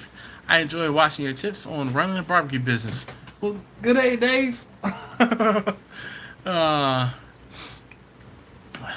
Hey, Russ said, any you latecomers, get on that thumbs up. So if you haven't already hit that thumbs up, please do. I'm ADA compliant here, so I am holding my thumb up in order to make it so that those who can see the thumb will put a thumbs up for watching. I'm not sure how that happened, but I was about 20 minutes behind. Damn. Yeah, I don't know how that happened either, Johnny. What the hell? Which one was the best brisket you had in Texas? Pedro. So, I had some great brisket. It's one of those things. I had great brisket at Valentina's. I had great brisket at Brown's. I also had great brisket at Louis Mueller's. The brisket I had at Style Switch, I'm going to say was a little lackluster. But the reason I think I found it lackluster was because of the fact that I was full. So I could not, like, I was like, oh, I couldn't eat it. So that was why it wasn't my favorite, if you will. But I'm trying to think, what other brisket did I have this year when I was there? I just had rounds. I don't think we went anywhere else. Marcus, you want to chime in? Blind Man Cooking says I'm off. Everyone take care and have a great week. Well, see, I tried to do my ADA compliance thing there. When I ran the daycare from home, I planned the night before or that morning before hubby at the time with the work. Nice. I get it. Take your fan. Got it at the box. Yep. Chris says I can't find beef ribs or outside skirt steak around here, so the internet is my solution. Chris, you need to get yourself a Restaurant Depot card. There is a Restaurant Depot in... It's somewhere off 95. Like, I don't know what city that's in. It's north of Christiana, though. Is it, Newark? I don't know. But I see it off of 90, and actually it's not 95, it's 495. So you go up 90, well, I go up 95, and then I don't stay on 95. I get off 495 and take 495 the bypass Wilmington through up into Pennsylvania. But I can see the Restaurant Depot off to my right on 495, and it's one, maybe two exits off of 495 headed north. So get yourself a Restaurant Depot card. You can get into Restaurant Depot by having a KCBS membership or an SCA, which is the Steak Cook-Off Association membership, and they will give you a day pass. Excuse me. They'll give you a day pass if you do not have a business account. or business license rather. We made it to 85 thumbs up. Holy cow! Oh, Captain Newey, thank you very much, man. I appreciate the $1 donation. Nolan's for Life says I was in the store a few days ago and I saw a young goose. Have you ever smoked it? No. So goose is probably one of those things where you probably do not want to smoke. Goose to me is probably similar to duck. I tried to smoke duck and it just does not work out. The skin has to be crisp, if that makes sense. Laura said I had brisket for the first time in a poutine last year. It was awesome. Crimson Creek said Rudy's. Yes, thank you. We did have Rudy's. I'm like, I knew I was missing something. We had Rudy's, and the brisket at Rudy's was lackluster this time. Marcus had baby backs while at Rudy's, and or was it baby backs or spares, Marcus? But he was like, they should be ashamed of serving these little teeny ribs. They were some teeny ribs. They were tiny ribs, and there was not very much meat on them either. And that's why I told him, I said, dude, I get brisket and turkey when I'm here. So there's that. Time at Kangaroo down, mate. Time at Kangaroo down. Russ, you be doing the most strangest stuff, man. Uncle Bull, man, thanks. I appreciate that. Don't I need a business license? So, KCBS membership or an SCA business, or excuse me, SCA membership, and either one, like it would show proof that you have either one, you can get a day pass. So either one of those, you can get a day pass. Kind of let me know what happens, because we might be able to work something out where I can help you get in there. Marcus said, be prepared to stand in line for at least 66 minutes and get a mile-long receipt. He's talking about and referring to when you go to Restaurant Depot. Chris says, State Cook-Off Association. I'll look them up. Thank you. No problem. Yes. The State Cook-Off Association is like $40 a year, maybe. 40, 45. $50 is the absolute most. I think it is cheaper than the KCBS membership. Goose meat is yuckers. Oh, even wrapped in bacon. Nice. Yeah, Marcus had baby back ribs from Rudy's, and he was not a fan. Like, he took a picture of them and sent them to Jamie, like, you see this crap right here? Like, they should be ashamed for selling these.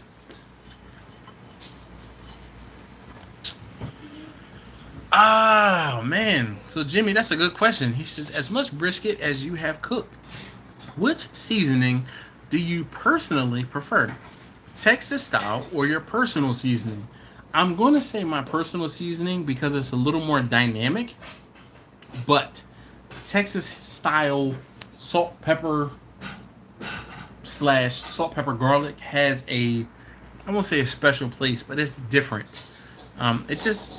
You ever hear the saying, it just hits different? All right, it really does. It just hits different. Like when I went to Louis Mueller's barbecue, it was different, and it wasn't different good. It wasn't different bad. It was just different. Like that was the quintessential Texas barbecue. The amount of salt to pepper, or actually pepper to salt, because they use so much pepper compared to salt. Yeah. Russ, there's a disturbance in Jersey. Sure. Uncle Bull says, hey, Dash, what type of earbud are you using? And is it also your mic? Yes and yes. So, tonight I have my Skull Candy, whatever this one is. I can't remember what the specific, but I got these headphones from Costco, maybe? They're like $50. I love them. So let's see. This is the earbud, goes right in the ear, and I only use one typically, but I have them both in now. Like now it's kind of a weird echo. But can you guys still hear me okay? Just comment loud and clear.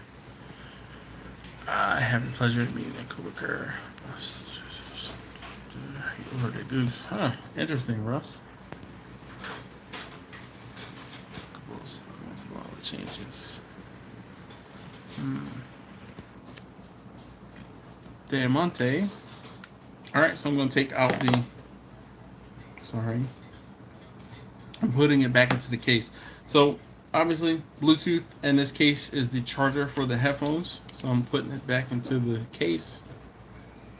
And hopefully it'll disconnect without a problem. This case is actually, I can charge it via a USB-C port at the bottom and or wireless. So I can put it directly on a wireless charging pad and boom, it'll charge the case. And I love them. I've had these headphones, I feel like a year. All right, Uncle Bull says, still hear me? Russ said, when you lean in, it does. When you lean in, it does. Oh, I guess go in and out. Sorry. I'll turn the fan down a little bit, like the angle of the fan, because that's why I only have I only had one ear in, and it's the opposite ear from where the fan is.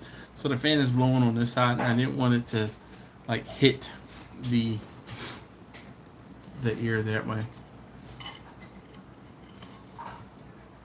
I have not gone to Salt Lake yet, and I've seen Salt Lake at the airport, and I was like, in no way I'm paying that much money for barbecue at an airport. Like, I just was like, I just can't do it.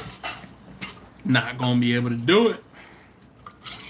Can't do it. Not gonna be able to do it. Superior Record says, is Costco a good place to buy meat? I assume you get yours from a butcher or something. So butchers are expensive. Plain and simple.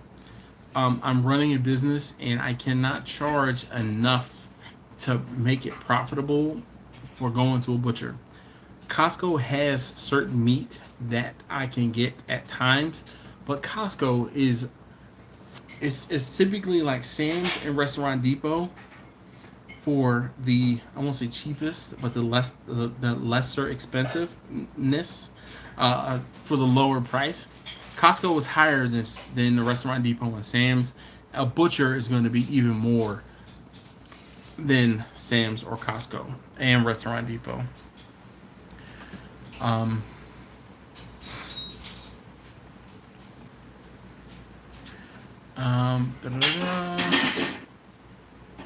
Russ said, I'm just too old to block my hair from ambient unless pew pew.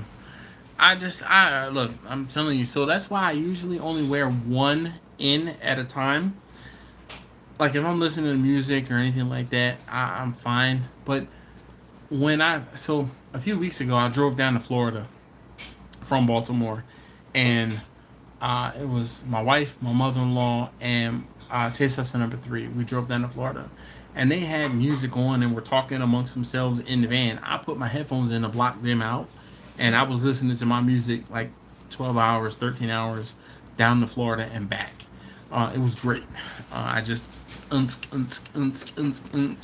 zoned out and cruising at 85, 90 the whole way down to Florida and the whole way back. Martin said that place is 5 minutes from the house. Seriously? Salt Lake? What? Why the hell didn't we go, Marcus? Chris says Costco has great prices on brisket and good quality.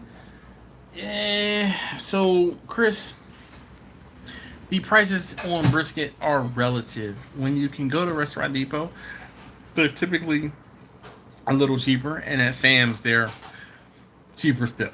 Let's put it that way. My butcher is now my friend, and I'm not cooking for more than tastings right now. Okay. Eric says Costco is expensive in Los Angeles. Restaurant Depot is definitely the way to go. Superior Records says, okay, thank you. I've been thinking about getting a Costco membership because I can't find a full brisket anywhere. Well, Superior Records, where do you live? Because that could be the game changer. That could be the keystone in what you have to do. Certain areas, certain places, Costco might be your only option or your best option. Where I live in Baltimore, within 20 minutes, I can get to 2 different Sam's. I can get to 3 different Costco's. Now that I think about it, within 20 minutes. Owings Mills, Glenburn, Columbia. Yep. And I can get to 1 Restaurant Depot. But there is a second Restaurant Depot 20 minutes away from my job.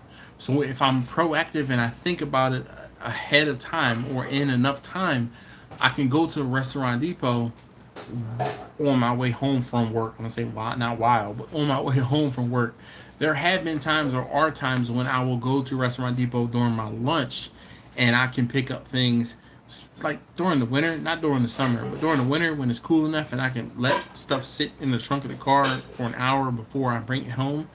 But other than that, no. But also, from my job, there are two different Costco's that are 15 minutes away.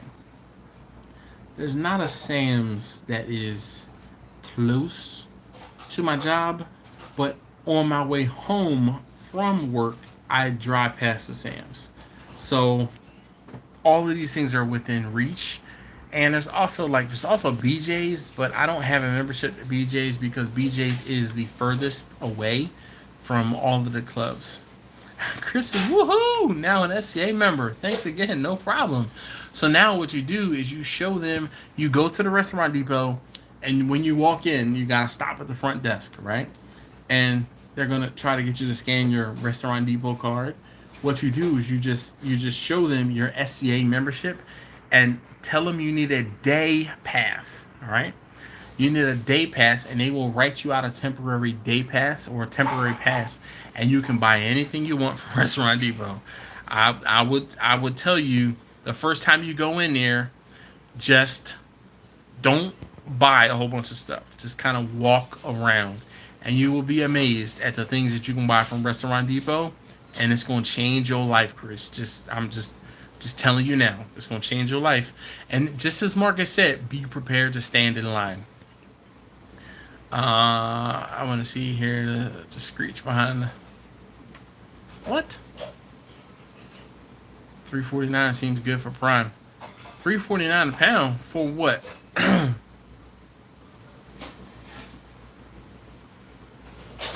Marcus says salt. Look, man, I'm on high blood pressure meds. $3.49 a pound for brisket. I haven't been to the Restaurant Depot in a few weeks. Last time I went, it was under $4 a pound for brisket. So prices have been coming down slightly.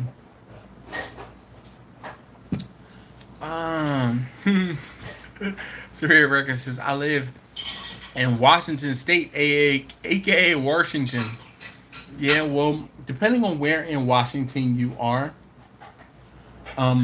if there's a Restaurant Depot close to you, then that might be an option. If there's a Sam's, I would definitely recommend looking at Sam's and comparing the price from Sam's to Costco.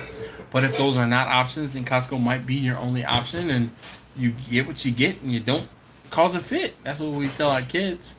Uncle Bull says, how loud are they that you can use a mower? And here, no problem. I just got some JLabs Bluetooth. Not bad for laptop, but listening in a car, but not good on the mower. So, these are noise cancellation headphones. So, they will block out ambient noise. They can block out ambient noise. But they also have a pass-through type thing. Whenever I have music on and trying to do the pass-through thing, it does not work all that well. But if I don't have any music on and I'm doing the pass-through thing, it does work to an extent. Like, I can walk around with the headphones in and the ambient mode, I think is what it's called, and the ambient mode, and I can hear what's going on around me. But if I have music on and it's up too loud, I can't hear a damn thing, whether or not the ambient noise is on or not, which is good. So if you're trying to use and get some sort of noise cancellation for being on the mower and, you know, obviously cutting down the sound, so between mowing and like pew pew stuff, it probably will work for you. Let me see. I could try to find a link for you on Amazon if you want. Let's see. Amazon Skull Candy.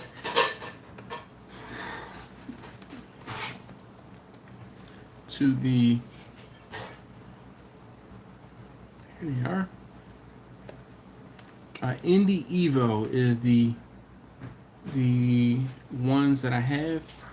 And here in black, they're $58. So let's do text. And we'll copy that. And here's a link to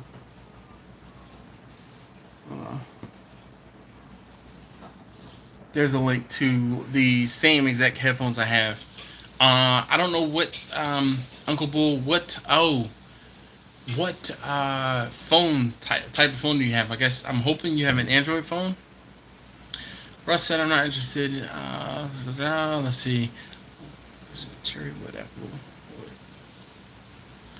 No Sam's around here. BJ's, yes, but they have poor quality briskets, and they're a lot more expensive. Really?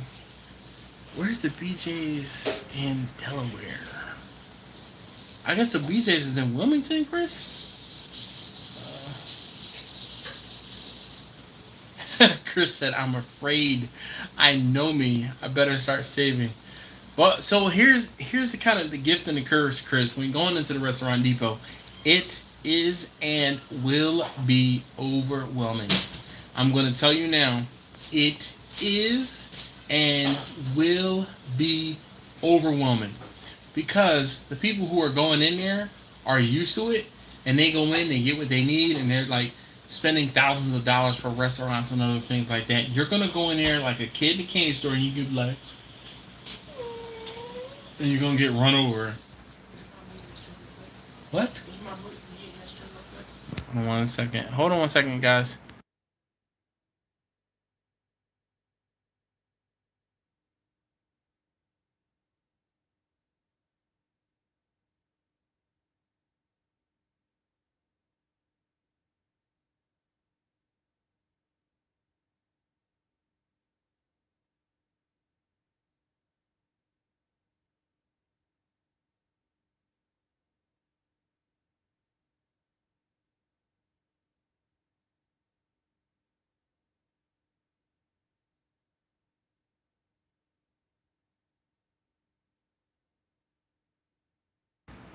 All right, I'm sorry, guys. So taste tester number one had he wants to ask Dad for a wake up call.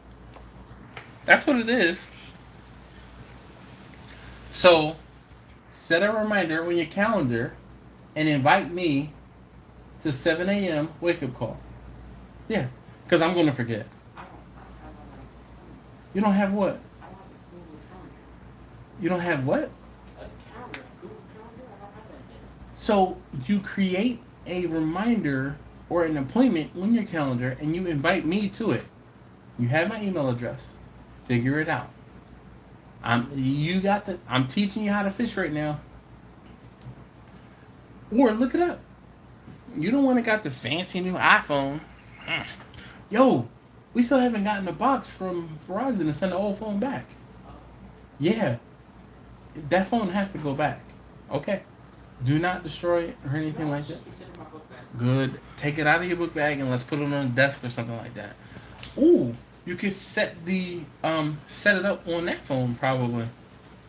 Yeah, You're welcome. Alright. $10.99 pound in Hollywood, Florida for brisket right now. Holy cow. Chuck, is that for brisket flat? Cause $11 for brisket. Holy hell.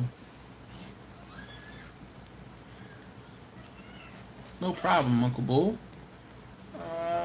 Hey Jimmy, be easy. Are you seeing how many fingers am I holding up, Jimmy? Oh, all right. That's Bear, right? University of Delaware is in Bear. So I'm trying to think. Where is the anyway? I'm planning to do my own business, barbecue business. It was called Jerry Lee Barbecue Pit. All right, Jerry. Kalani Barbecue in Houston, worth the flight. That's brisket and killer potato salad. All right, Pedro, thanks. BJ's like a large G-store grocery store instead of a discount warehouse. Well, I don't know.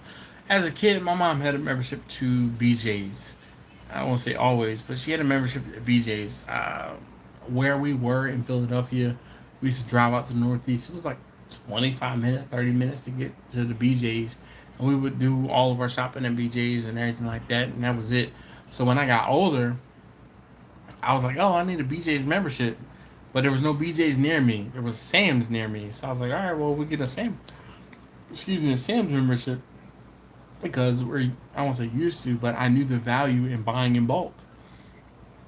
So my wife and I have almost always, like as soon as we moved into our house, the Sam's is literally 5 to 7 minutes away, like on service roads. So I've always had maintained a Sam's membership, and I recently got a Costco membership within like the last 3 years, maybe 2 to 3 years. Um, so I now have Sam's, Costco, and Restaurant Depot. KB says, "Damn it, Dash! You just made me buy headphones on Amazon. That is a very weird way to say thank you, KB."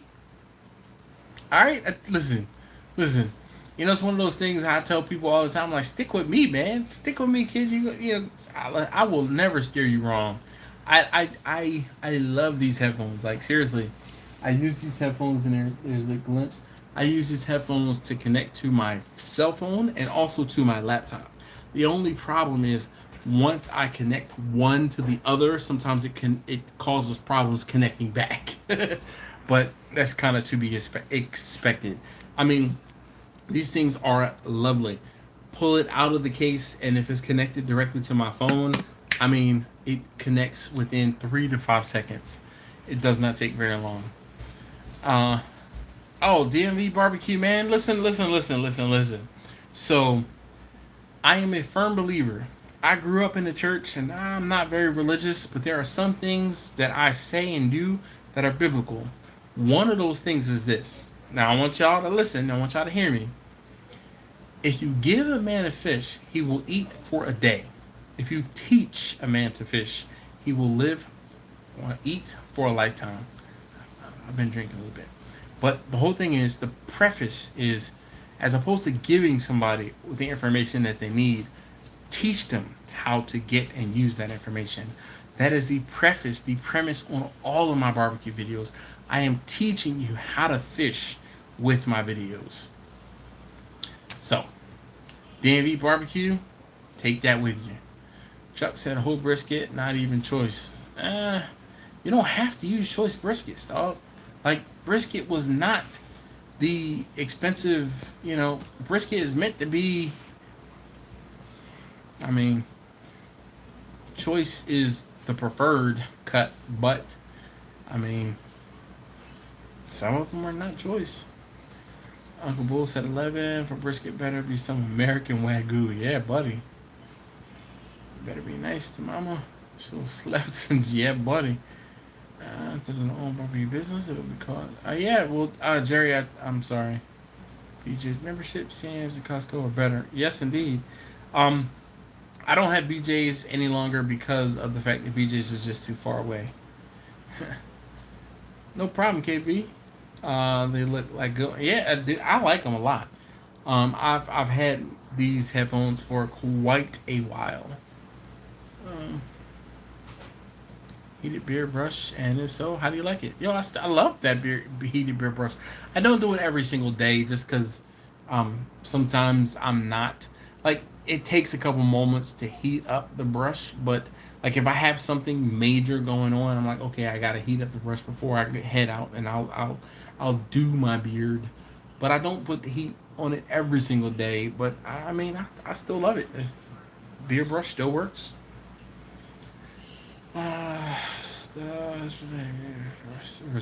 Sam's Club within 100 miles. I think Costco is probably the best bet. Yeah, I mean, like I said, it sometimes it can depend on your geographics. Uncle Bull says, will they fall out when riding my motorcycle? The headphones.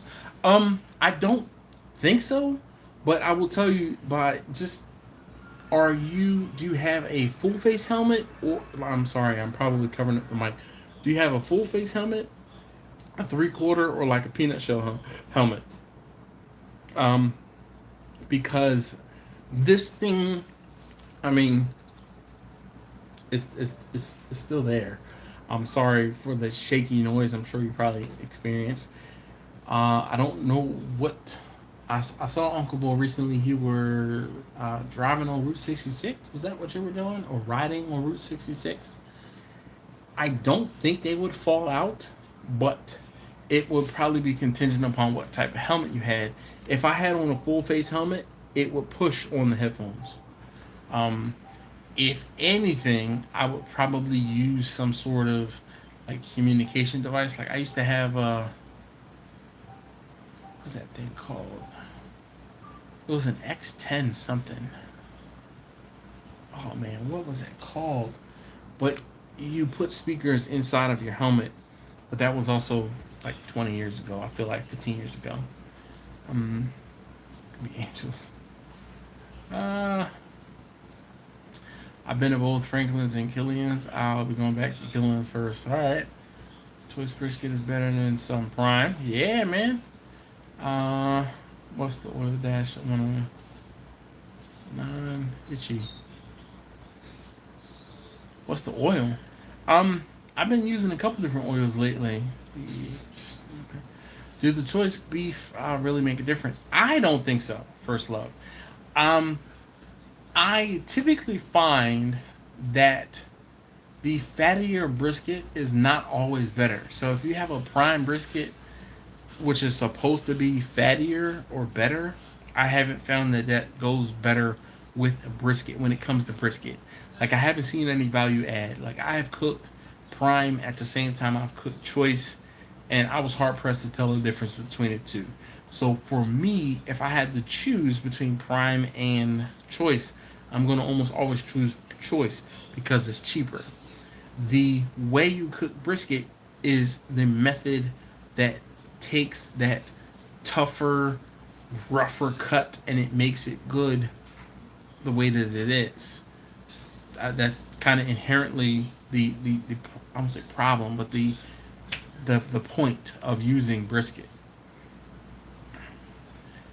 Chris, so prime is a better cut level wise, but prime, in my opinion, when it comes to brisket, is not necessarily better. No problem, Rich. Excuse me, Gabriel. I'm sorry.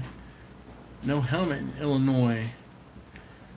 So it might be one of those things, Uncle Bull, where you might find yourself like if I'm outside working and I'm sweating, the the silicone earpiece thing it can have a tendency to like start to slip. So it might be one of those things where you might be like catching yourself pushing against the earbud to get it back into your ear. But also there are multiple, like a couple different sizes of the piece that goes into your ear, and maybe that'll be a little bit better. But maybe you can look into a skull candy one that like has the base that goes onto your neck and then a little buds that go into your ears that are wired, but the whole thing is Bluetooth. Just because this little thing, I mean, if you get hit a bump and you're sweaty, I mean, that thing might fly right out of your ear. So I would hate. But Skull Candy does have some sort of like they have a replacement, like a warranty type thing, where if you lose one of your buds or both of your earbuds, they'll replace them. I've never had to file a claim or anything, but yeah. I'm using the beer butter at night, works pretty good, like a conditioner. So Gabriel, I don't put anything on my beard usually at night. When I get up in the morning, usually take a shower. I will, while my beard is still wet, like I will, towel dry my beard. But when it's still wet, I'll put oil in my beard, and then I will. It depends on if I'm just sitting here at my desk, at the dining room table, working. I don't typically straighten my beard, but if I'm going out or if I'm going to do something, then I will straighten my beard, and it's just a matter of plugging it in, the beard brush, plugging it in, waiting 5-10 minutes for it to heat up, and then straightening my beard, unplug it, put it away. That's it. I think I'm 20 minutes to 3 Costco's, 2 Sam's, 1 Restaurant Depot, and a BJ's. What BJ's are you close to? The BJ, only BJ's I really can think of and know of is in Columbia.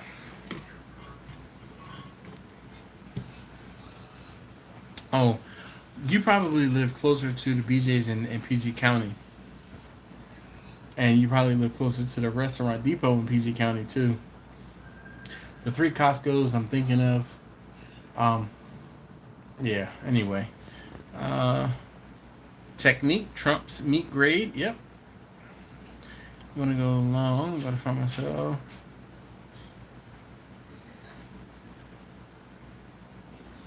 Chuck says good night. Good night, good night, good night. Grumpa said the difference of low prime versus high choice is about $1.50 per pound. For a while, Costco was selling English choice for $2 more a pound than the USDA prime. All right, welcome back, Laura. Gotta go. I got a 60-day order for Sens. Sell at buy. All right. I've been up and down on Sens. So remember, I told you a couple weeks ago I bought one share just to kind of say, okay, hey, keep an eye on it. And I think that first share was at like $3.90 because I knew it was too high, and I'm like, I'm buying one share, and I watched it and dropped at like $3.65, $3.70.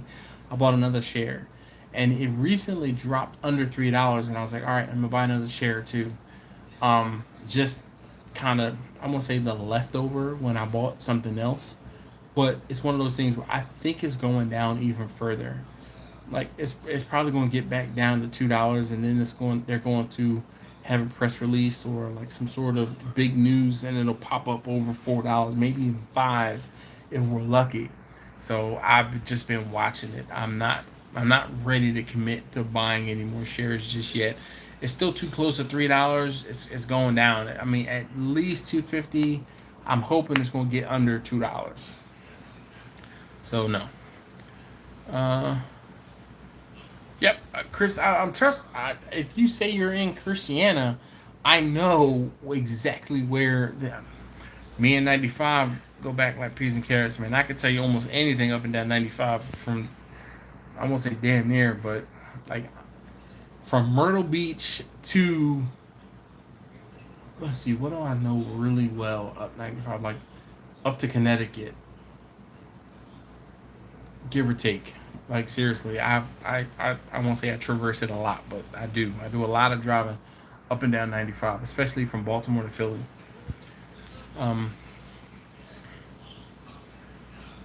Nope, he's talking about the stock Sens. Laura, anyone that hasn't hit the thumbs up? We need one more for 90. Let's get there. Thank you very much, Laura. I appreciate that. So this is Sarah says, hi from Brazil.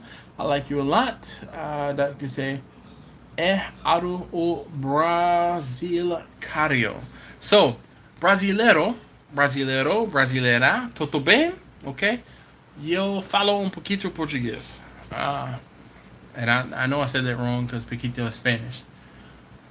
Eu falo português? Not más o menos. Anyway, 90, nice. 20-minute drive from a restaurant depot. Nice. Russ. Chris said, I used to live in Connecticut. Nice. Happy to get out of there. Dude, Connecticut sucks when it comes to certain things. Grill Sergeant says, done it done. Howdy, Dash. Yes, 92 now. What up, Laura? 30 miles away from Sam's and 45 from Costco. Miles or minutes? Jeez. Who put the thumbs down? Nah, don't worry about it. Loiter's gonna Lloyd, Laura. It's just one of those things. We need to talk about procurement, though. Procurement of what? Russ? What are you trying to procure? I won't say that's not too bad. But depending on how you get there, that might be worse than others. Meat. What type of meat, man? Go on, Russ. I mean, I'm on a roll tonight. Energy drink is working, I guess. Because, Laura, how many yawns did I have tonight? Give him a minute. Give him a minute with them, Dash, yeah? Go. Give me a minute. No problem, Laura.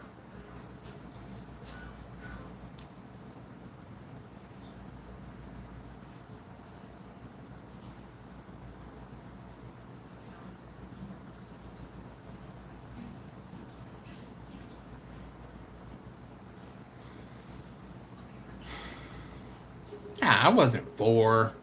I didn't yawn that many times. I know, thanks, Uncle Bull. See, he realizes. Uncle Bull, too, because I know Uncle Bull gets up early. He's got farming to do. Russ said, you guys are awesome. Just saying. Just saying. That's what's up, man. Thank you, Russ. I appreciate you, man. For real. God, it ain't warm, man. You might have snuck some while I was away from the keyboard. No. See, now we're talking about it. I feel it. It's trying to come out. I'm trying to push it down. Like, no.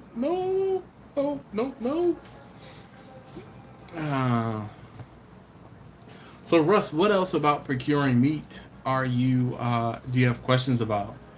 Because I'm gonna say it really is simple. If you have a Restaurant Depot membership and or you can get an SCA, the SCA is definitely, yes, Russ is Captain Newbie. Russ is also Russell Jones. I know, Laura. It's OG. What's up, Eric? How you doing this evening? Holy cow, man. Listen, we are almost at 100 likes. If you can, please hit that thumbs up button for me. I would greatly appreciate it. Eric says, do you ever get requests for smoked pork chops? No.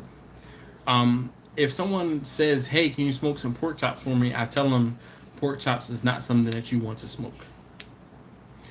Pork chops are something you want to cook hot and fast. Just not smoked. Even a reverse sear. If I'm cooking pork chops, 1 is for my family, 2 I'm frying them. That's just it.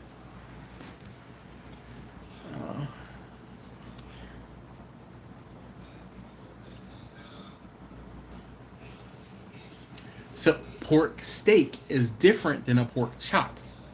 Pork steak is typically from the pork shoulder. Pork shoulder lends itself to being smoked.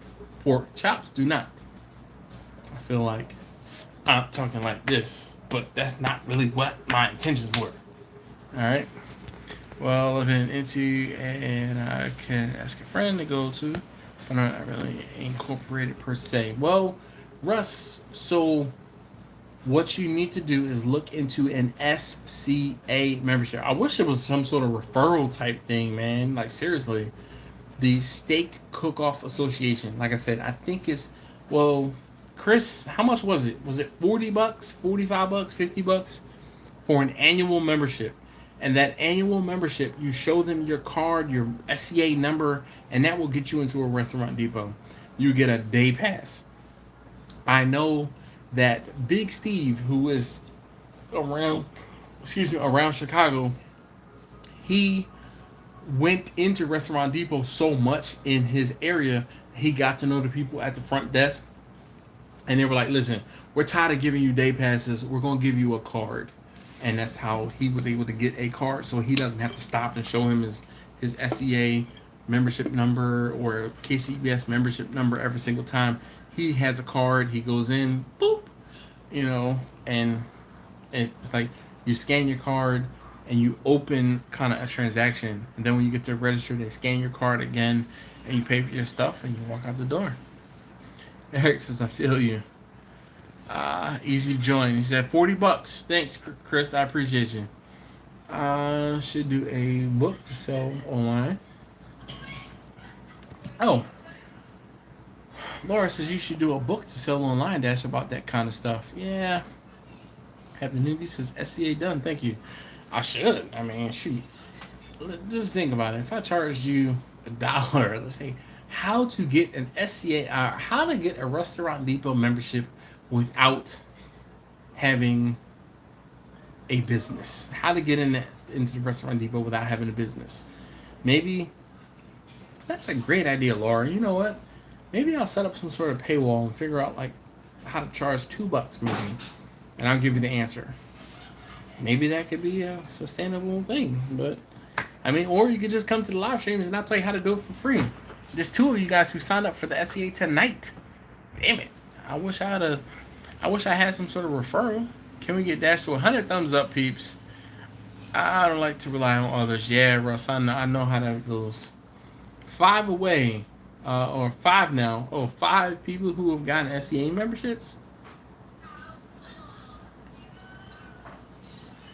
If you haven't already, please hit that that thumbs up for me. Hey, Russ, thanks. I appreciate that.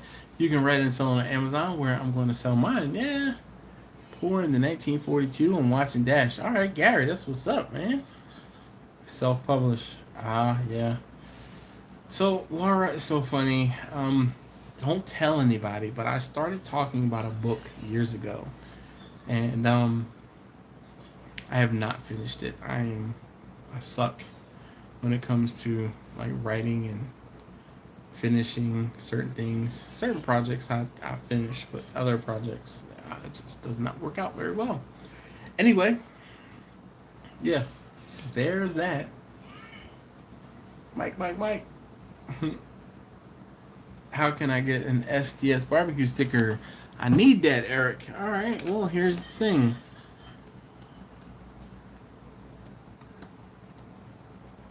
You can place an order at www.brbque.com. brbque.com. There is the single little sticker. Well, there's the sticker like this one, which is the bigger one. There is, there goes my headphones. And I don't have a smaller sticker on. Can you guys still hear me? Because I think the headphone, the earbud popped out in the case. Oh, crap. Hold on.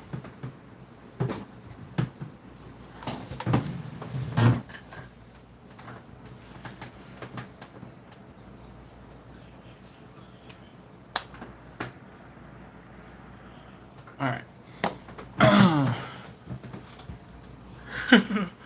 Let's see.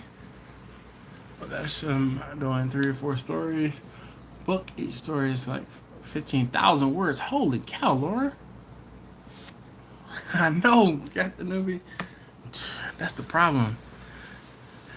All right. Well, perfect, Uncle Bull. Oh, Uncle Bull, I am impressed. You are still here. Like, not for nothing. Not that I'm trying to kick you off or anything like that. I just know you have to get up. But maybe, excuse me, maybe you are still on vacation or something, because I know you typically had to get off early. Gabriel says, okay, I'm back. If it matters to anybody, you matter. Definitely.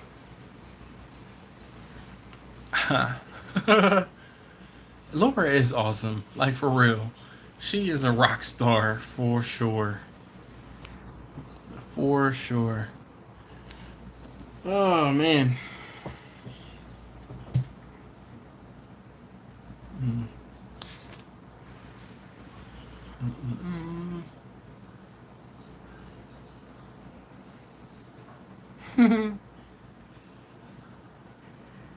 Yep. It takes one to know one. Right, Laura? I commented, I wasn't commented, but I replied to one of the administrative assistants at my job. She had an issue with a receipt. She says, hey, I'm gonna send you this receipt.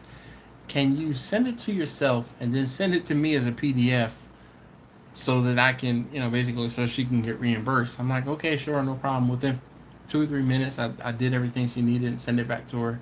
And she was like, you're awesome. And I'm like, no, you're awesome. I said, it takes awesomeness to recognize awesomeness. So definitely, Laura. Russ said, blue in the house. Yes. Eric says, Dash, are you hot and fast with your briskets or low and slow type of guy? I'm low and slow, but I finish them hotter and faster than most, if that makes sense. So I usually do 250 to 275 on my briskets for 4 to 6 hours, depending on the size. And then I will bump up the heat to, let's say, 300. Sometimes 325, depending on if I'm in a rush or not, until they're done. So, new to the chat question, what do the blue wrenches mean? They are moderators, Chris. They are moderators. So what happens is, a little earlier, I don't know if you saw or if you were late to that, but there was someone who came in here and was like racial slurs and other things like that. So what the moderators can do is, because I'm behind in the comments, sometimes, like if I'm go off on a rant and in talking, I can't see the comments necessarily in real time. So what the moderators can do is they can delete or ban that person for me. And one of the things I've said is the moderators are folks who hang out a lot on the live streams and or are patrons, and or some of them have just donated. And I'm like, all right, well, as a thank you, yeah. Gabriel says, I wear a 2X if you'd like to send me a shirt. Unfortunately, I do not have any shirts. Louis says, hey, yo, hello, Dash. No problem, OG Eric. The bowling shirt is mine, Laura says.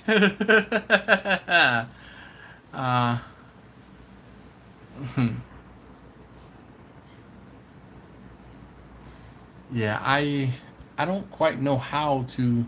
I won't say I don't know how to, but these shirts, it was a test type thing, and I ordered enough to make it worth, like, make sense. But I mean, there's a couple of you guys who've been asking for them. Maybe I'll just have to look into ordering some. So maybe we can do some sort of pre-order. How about that? I don't know. We shall see. So anyway, we are almost at the 3-hour mark, and I guess we have about 10 minutes left. Chris said I'd buy a shirt for sure. Well, I'll have to.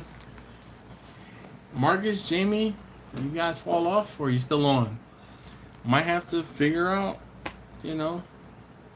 what to do. Bull says that works. They're sharp. Well, thank you, sir. I won't say it's where the problem is, but because of the fact that they are embroidered, they are more expensive than just a regular T-shirt. Dash, Russ says, "Come on, Dash, make a commitment. Where do I sign?" We have 95 up, 1 down. Not bad night. Yes, indeed. Definitely appreciate all of the thumbs up. Holy cow. There was 95. I see 94 now. Someone took their like away. I'm going to run and cry. Hey, I can't say thank you guys enough for hanging out and being here with me. Oh, I got it back. 95 again. You would have to find someone who can do that if Jamie can. I know. So one of the things, and I won't say I have a guy locally, but there is a guy locally that can do the embroidery for me.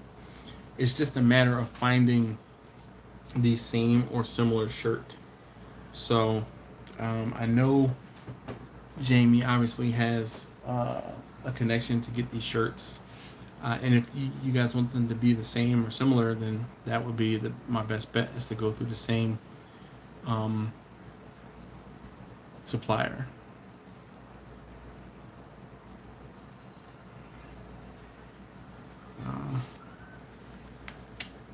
Hold on, Gabriel.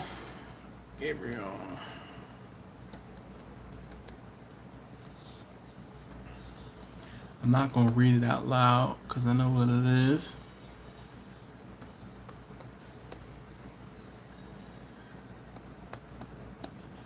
Alright, I'm going to try to hold on to it. Let me just double check. Oh, shoot. Totally messed that up. 6, 8.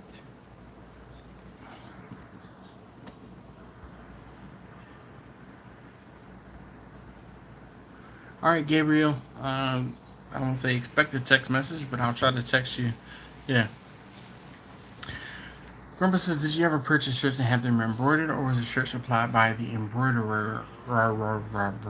The shirts were supplied by the embroiderer. Grumpus, it was a one-stop shop type thing, but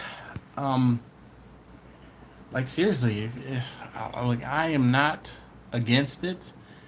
if you want me to look into it, I can. I mean, I can ask the question and find out how much they would be and just kind of go from there.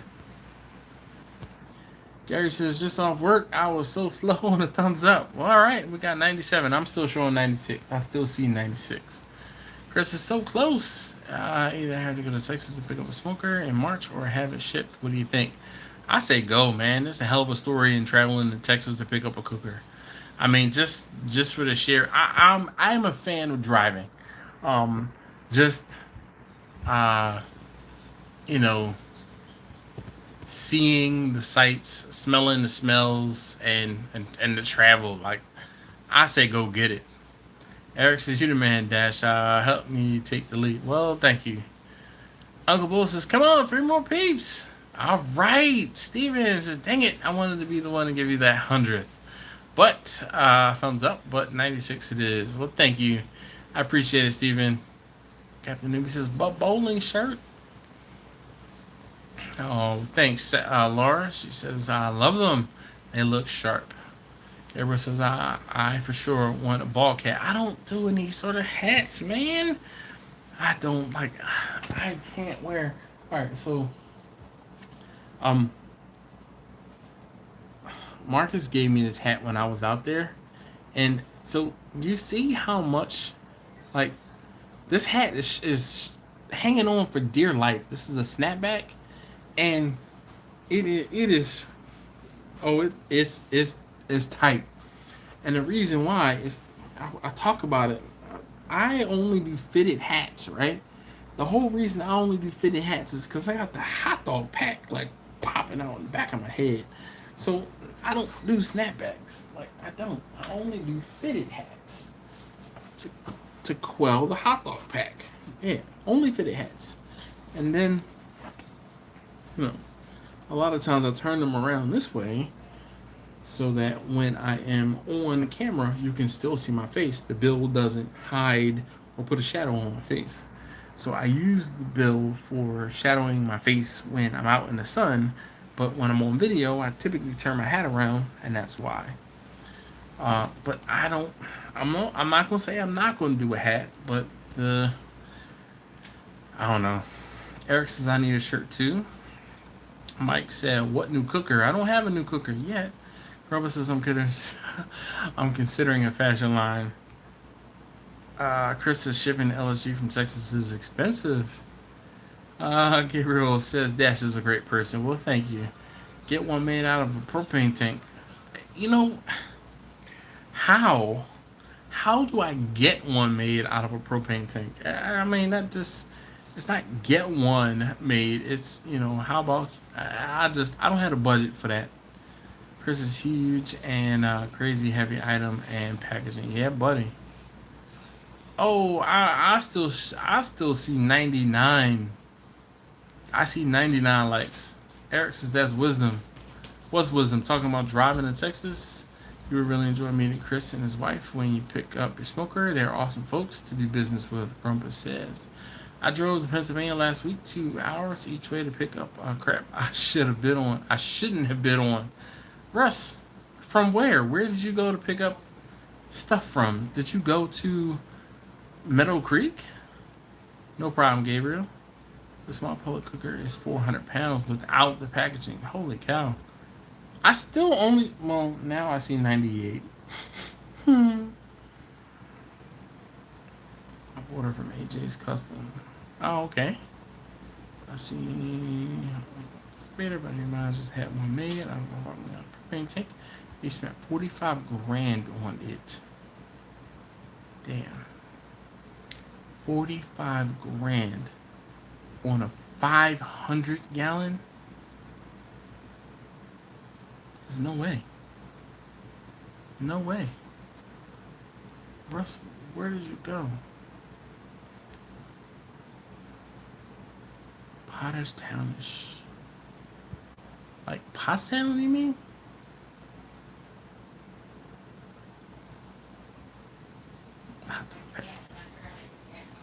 No, I don't think DMV. I don't think he was saying 4,500. I believe him when he said 45,000. Seriously. Mike said, I found a 500-gallon propane tank already cut for 500. I got 99 again. I keep playing. We know it was 100. Well, yeah, Rose Pops. I don't have no hair. Iron Man Jack smokers, mixed tank smokers, and reasonably priced. Chris at 45 grand. That's nuts. Yeah, that's what you're going for in LA on a 25-foot trailer. Yeah. See, that's the thing that you didn't include. So when you say 500-gallon propane smoker for 45 grand, that's a bit outrageous. But when you say 500-gallon propane tank smoker on a trailer, that's a little bit more, I won't say feasible, but you can understand the price on that one. Kira says, I love Fat Albert. Yeah. 4 to 5 grand. I don't think so. I think he meant $45,000. Like, seriously. Grandpa said a 21-foot trailer, that's serious stuff. I seriously think it was 45,000. Right down the street from Camp House. All right. Uncle Bull said he overpaid.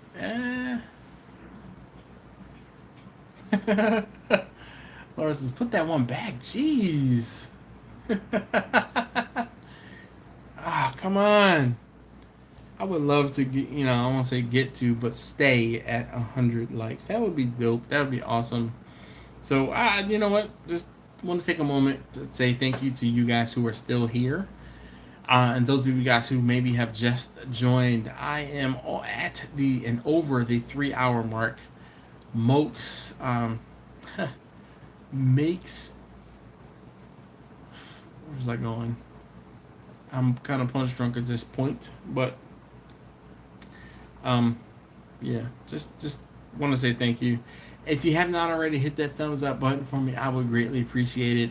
I'm gonna stay with my ADA compliance. I am holding up a thumb here. If you have not hit that thumbs up, I would greatly appreciate it if you could. I see 99 likes. I don't see 100. I only see 99. Russ says good night. Oh, Grandpa says I see 100 here. I see 98 now. Matt Scientist said his 500 was 10 grand. I believe that was the cost. I don't think that's what he paid. If anything. Yeah, know what I mean, Uncle Bull. I still only see 98. But it's okay. I believe you guys who say you can see 100 for sure. Laura says, put it back again. Jeez. Chris's DMV Barbecue, do you have a YouTube channel? Sounds very familiar. DMV Barbecue is on Instagram. I don't believe he is on YouTube. But I believe he is on Instagram. Under the same name, DMV Barbecue. So, there's that. It's beautiful 2-burner, triple sink, griddle, and a smoker with a warming box. Yep, that's probably worth 45 grand. Laura says she sees 100. I still only see 198. That's called a thumbing. That's called thumbing the scale. Rush, you funny. Someone playing you. You had to get me. I'll give a thumbs up. Hopefully it'll make you give 100. I can now see 100. Thank you guys so very much. You guys rock. Maybe that's what I need to do is stay here. See, I guess I'm one off from what you guys see. So like I said, I only see 100. But it's cool. I am going to end on... Oh, I only see 99 now. Come on, y'all playing with my emotions. Gary Weldon says was watching the 800 pounds of charcoal this morning before work. I need in on that deal. So actually that was not a good deal. A lot of times, or more often than not, you can get charcoal for like $10 a bag, if not cheaper. It just so happened the charcoal was like $15 a bag or so. And then I have a friend who is in the military, and he was like, "What?" I was talking to him about charcoal not going on sale this past year, and he was like, "What? You need charcoal?" I'm like, "I don't really need it, but if I can get it for cheap, then I'll buy it." He's like, "All right, hold my beer, watch this," and he went out and used some sort of coupon and the code, and like he ended up getting a bag of charcoal for like $7.50, $8 a piece. I was like, that works. He said, how many bags do you want? I'm like, let me do a couple $100 worth. And by the time it was all said and done, it was 800 pounds, give or take, of charcoal. Uncle Bull says, I still have 101. Darn. Gary says, it's $10 here for Kingsford Blue. Per bag? Per like 20-pound bag? Because I buy the twin bags. And they're $20 a piece. Does anyone put avocado in their chili? Or in the chili, I guess Gabriel says. Russ says, all of them. Yep, as I'll take all of them. Gary, thank you very much, man. Is that for the single bag or for the double bag? Gary.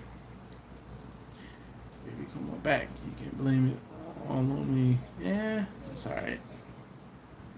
Alright, guys. I am done. Great live stream. Thank you, Steven. I appreciate you, man. Hope you have a great week and upcoming weekend. Stay safe and be good. Yes, indeed. Pork chops fried and beef tallow will be good. Uncle Bull, I might have to try that. It's crazy. Good night. What is that? Huh? Popcorn. All right. Yeah, this popcorn sitting right there. You know, I'm waking you up first thing in the morning to take the trash out, right? Okay. All right, guys. Good night. Thank you so very much, everybody, for hanging out. Really, really appreciate it. Chris says good night. Enjoyed chatting with you. Yes, man. So you got to come on back for more. Popcorn. We got popcorn now. Grumpus. Taste tester number 2. You want to say hi? Oh, hello. They can't hear you because I have an earbud in. Hi. All right, he's waving. All right, I think we've had all 3 of them on the stream. Actually, everybody was on the stream tonight. Taste tester number 1 did not make an appearance, but you guys heard him. So that's like the quadfecta. I mean, there's like a double and a trifecta, but what is the quad? Like quadfecta? I don't know. You guys tell me. Anyway, I think let me just later DMV. Getting told nah. Let me just make sure I got all the comments. Midnight run, yeah, buddy. All right, guys, I am done. I got to get up tomorrow morning early and work. Hey, Grumpus, should be easy. Let's see, where's Grumpus? There he is. Good night, Grumpus. Thank you, sir. Gabriel says I got 101. I still only show 100. Jerry, thank you very much for hanging out. Really appreciate it. Chris, thank you, sir, for being here. Taste tester number 2. Laura says, hey, taste tester number 2. And taste tester number 3. Laura said hey to you earlier, but you walked away. Oh, hi. She says hi. Uncle Bull says night. All right, I'm leaving. All right. Deuces, Russ. Be easy.